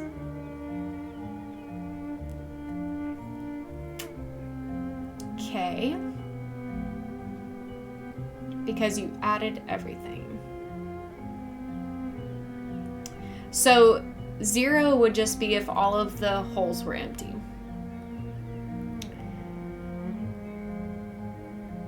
So -5 is 96. Okay, so what if we... Okay. Okay. I'm maybe starting to understand it. Okay, so if this is 106, this is 96.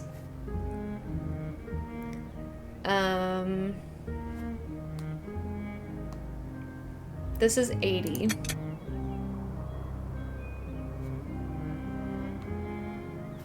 This is 40.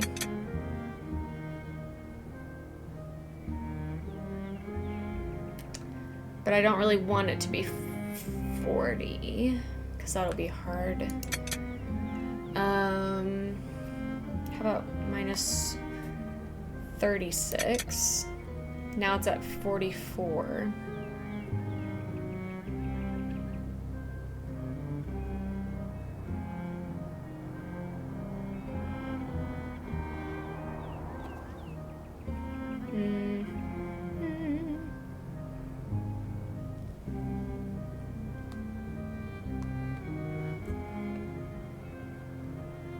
Okay, this is still not really computing for me.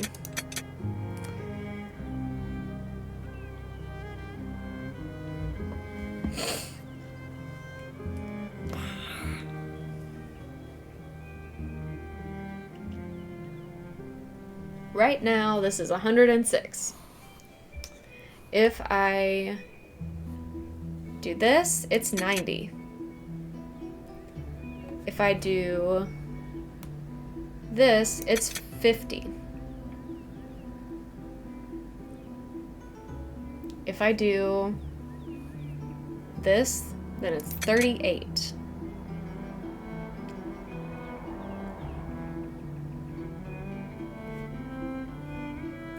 If I do this, then it's 20. Got it. Oh my goodness. That's crazy. That's crazy. Hated that puzzle. I hated it.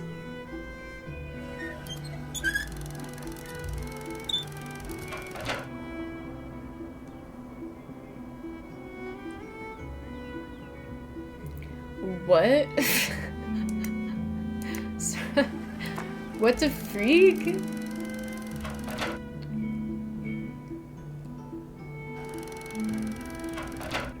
Loser. Roll 3 ones in a row, and the prize will be bestowed. Okay.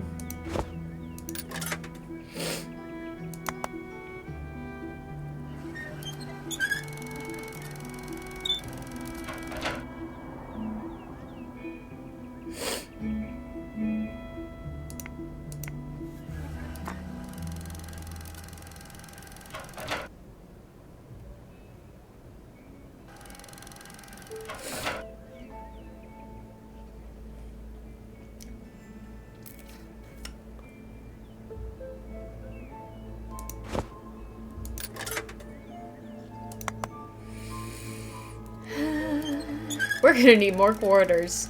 Well, we have a whole stack of them that we stole from this bookstore, so we should be okay.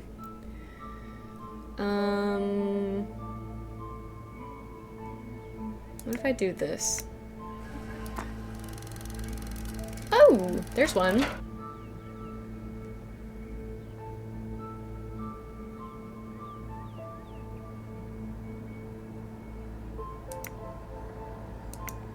So the first one... Oh, okay.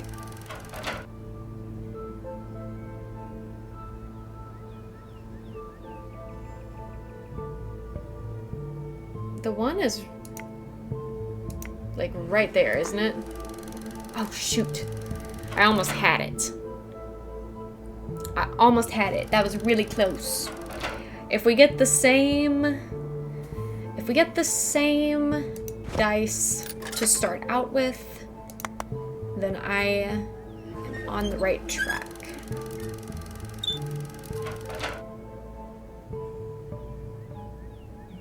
Yeah, okay. Wait. That's not what.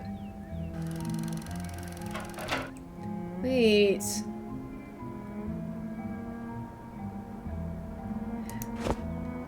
It was the first up to. Okay.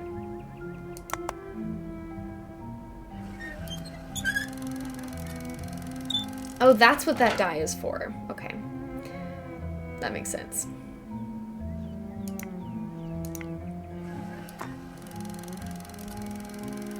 Getting a real die for this puzzle is very, very smart.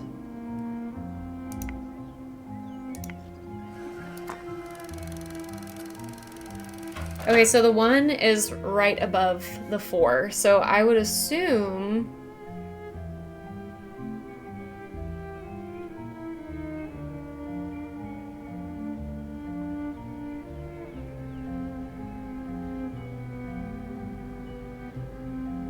The 1 is above the 4, so we want it to roll this way.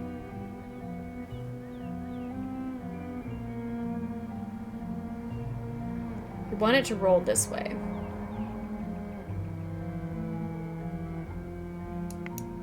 I did this the first time. No, I didn't. I did this the first time.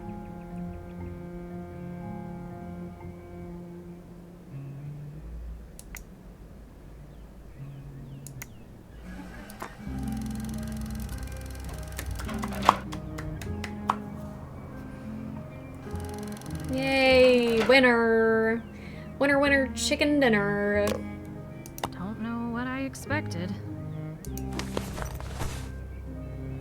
That was exciting. That doesn't work. Thought I'd give it a shot.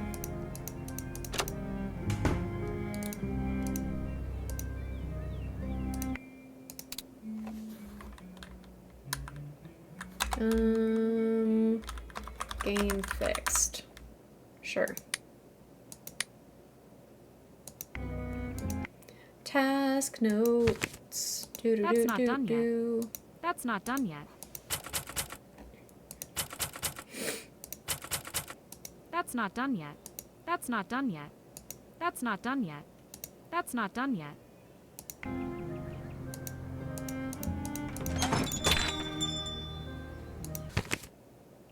Okay, it's almost been 4 hours, and normally I don't go this long. So, YouTube is gonna be goodbye for now.